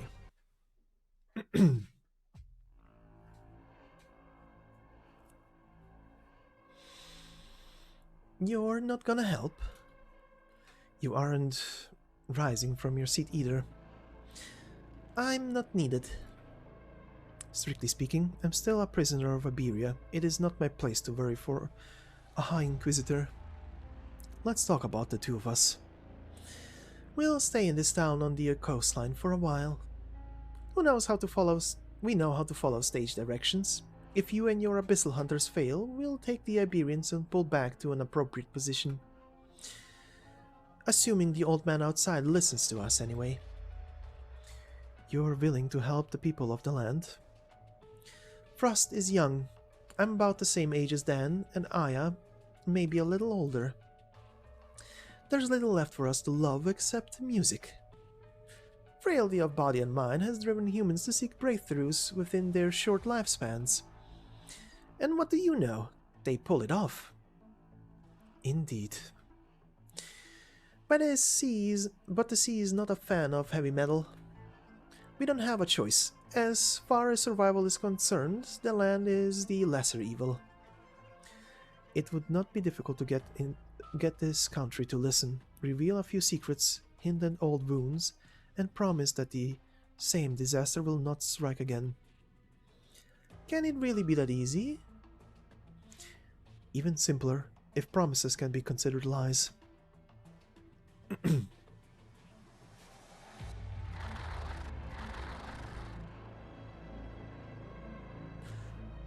Monsters! Monsters! Where's the Inquisition? Anyone to help?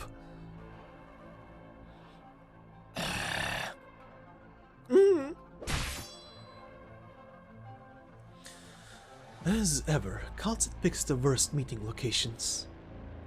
What's going on here? Thank you. Are you an eager to from the outside? To? Ah, you refer to us. Eager, huh? Are you here to fight them? You took out those monsters in a blink of an eye. Your attitude towards the eager seems different in this town. There used to be a lot of them around here until about 20 years ago. Did the Inquisition send you? Should we ask for their help? None of my concern. But unless you intend to get hurt, I recommend hiding until this is over. All right. This place, they're everywhere. Not as bad as Salviento, but it's still strange. This town has not been consumed by rot. There are even those leading more or less normal lives here. The waves have not touched this place. Then the flotsam has gone into hiding. No surprise there. If our target is this sharp, then kal'tsit must have chosen this place for a reason. Should we split up? I'll find kal'tsit. You and Shark handle the sea terrors. Right. They are weak, but don't get hurt. Weakness is often bait. Shark?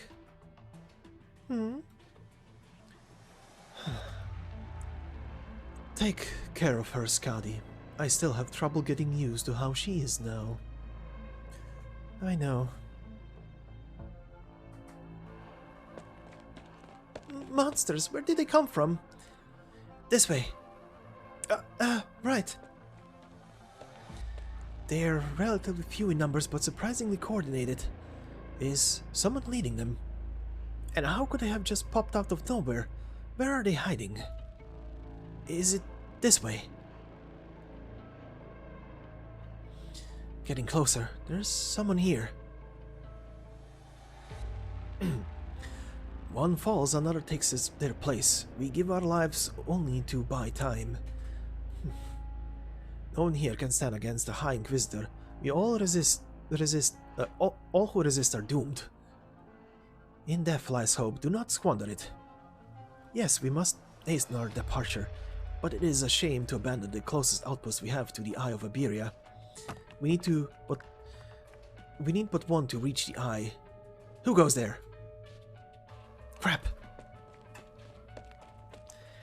Liberi, don't let him get away.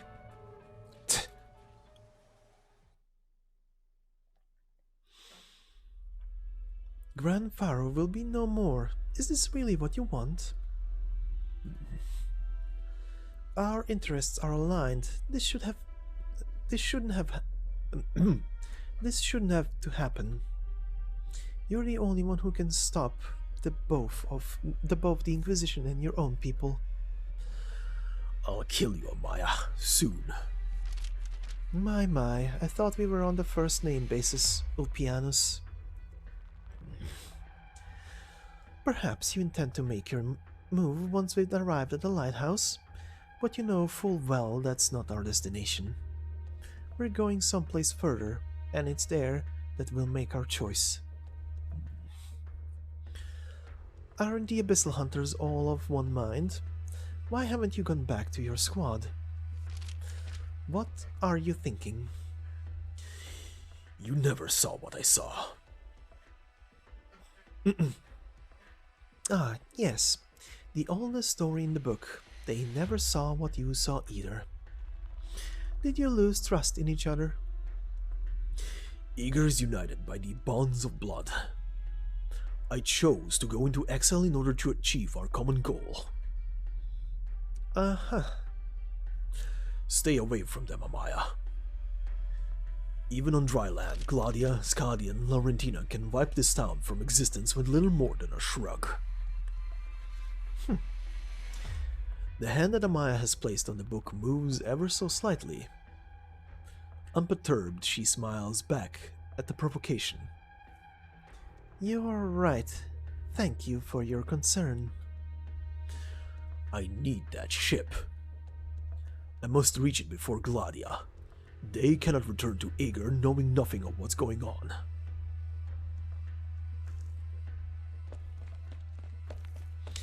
Finally shook them off. How can they be hiding this many people? Is this town some kind of clown car? There's nothing but barrens to the north. So, where are they coming from?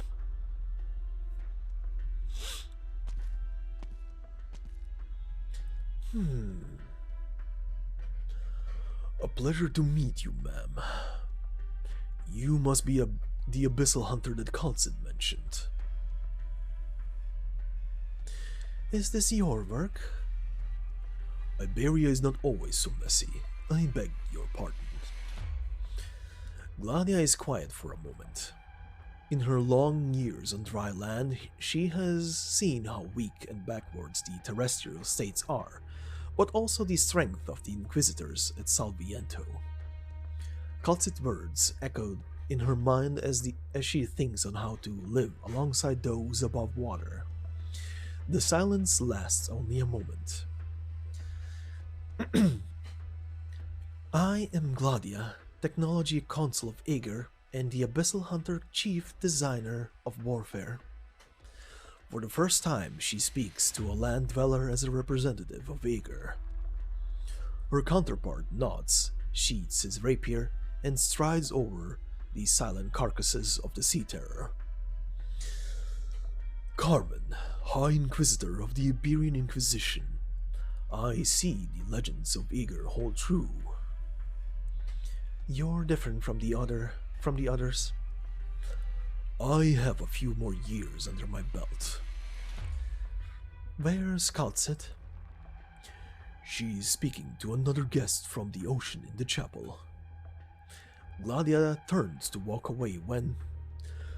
If you've come to speak to the doctor, I'm sure she shared the same information with you. Perhaps. What do you think of her suggestion? We can talk after I've confirmed she's unharmed.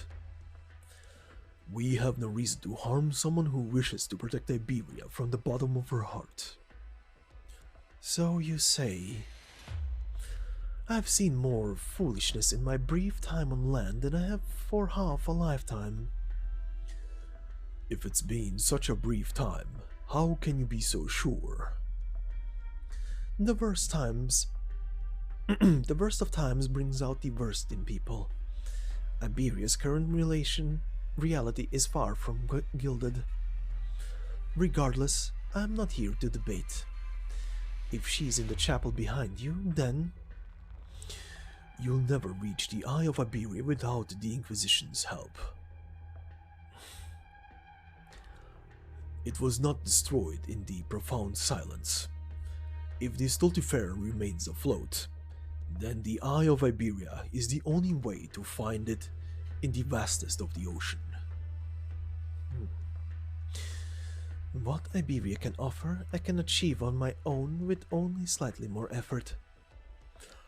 I suppose I have something to look forward to then, Gladia.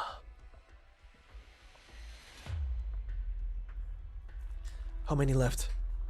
4 or 5 maybe. Some have departed to seek sanctuary elsewhere. Very well. Burn these documents. We don't have time for them. Gran Faro, I once called this place home. You are still bound by such distractions? No, no more.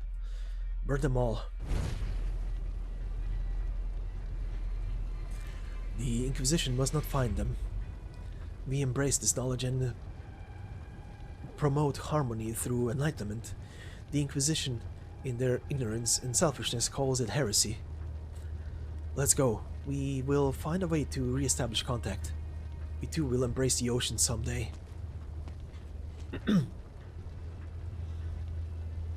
Are they gone? Is this one of their hideouts? And here I thought it was just a struggling restaurant. It's only 2 blocks from the chapel. For crying out loud. They're burning their papers. I have to put out the fire. The flames are too strong. I have to save what I can. Ouch, that's hot. Phew. Are these blueprints? Some sort of equipment? The stamp of approval has been burned to ash. Historical records of Iberia. Thesis on ocean currents. What are they planning? Briogan. Royal shipwright? And what's this? A drawing of that statue in the square? Ah. Put that down, Liberi. Let it burn it. Let it burn as it should. You... Elysium has always been confident in his ability to talk his way out of a situation. In this situation, however, he does not get a chance to, barely avoiding the touch of cold steel. Hey, don't you know it's rude to strike without warning?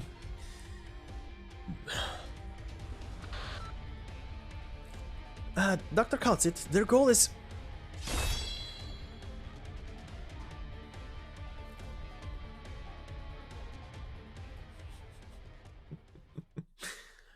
Yep, ending it on a cliffhanger. Anyway, as I said, we're gonna end today's session with just gonna quickly check. I think I went over all of the logs just in case. The backpack I did go over, and oh yeah, there is one extra log entry here for that handy little dandy thing. It says here, from a messy junk pile, a strange wheeled device rolls down. Though it is missing parts and covered in dust, it still emits a strange glow. Around its chassis, the words "Little Handy" are written in Iberian. It's unclear what activated it, but it nevertheless whirls to life. If its missing components can be found, it may prove to be unexpectedly helpful on the battlefield.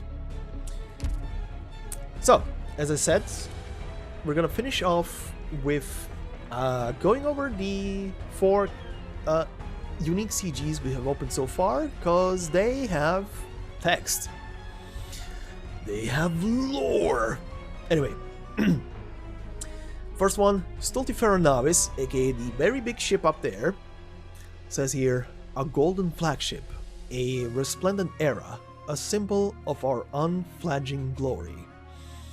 The people of the past believe that with conviction, the people of the past have long been put to slumber. The next one is called Terra Incognita. Has there ever been some majestic language of the ancient past that could describe everything between heaven and earth? Where we put into words the everything we might encounter in our day-to-day lives. Third one, Overcast Town. This little town is perennially covered by thick clouds, though the people beneath have grown accustomed to this in their daily hustle and bustle. But there may have once been a time when golden sunshine permeated its every corner. And the final one, the youth's dream. What is the ocean like? The youth with eager blood in his veins could only construct its sceneries in his imagination. Even stepping onto the beach was already an adventure of sorts.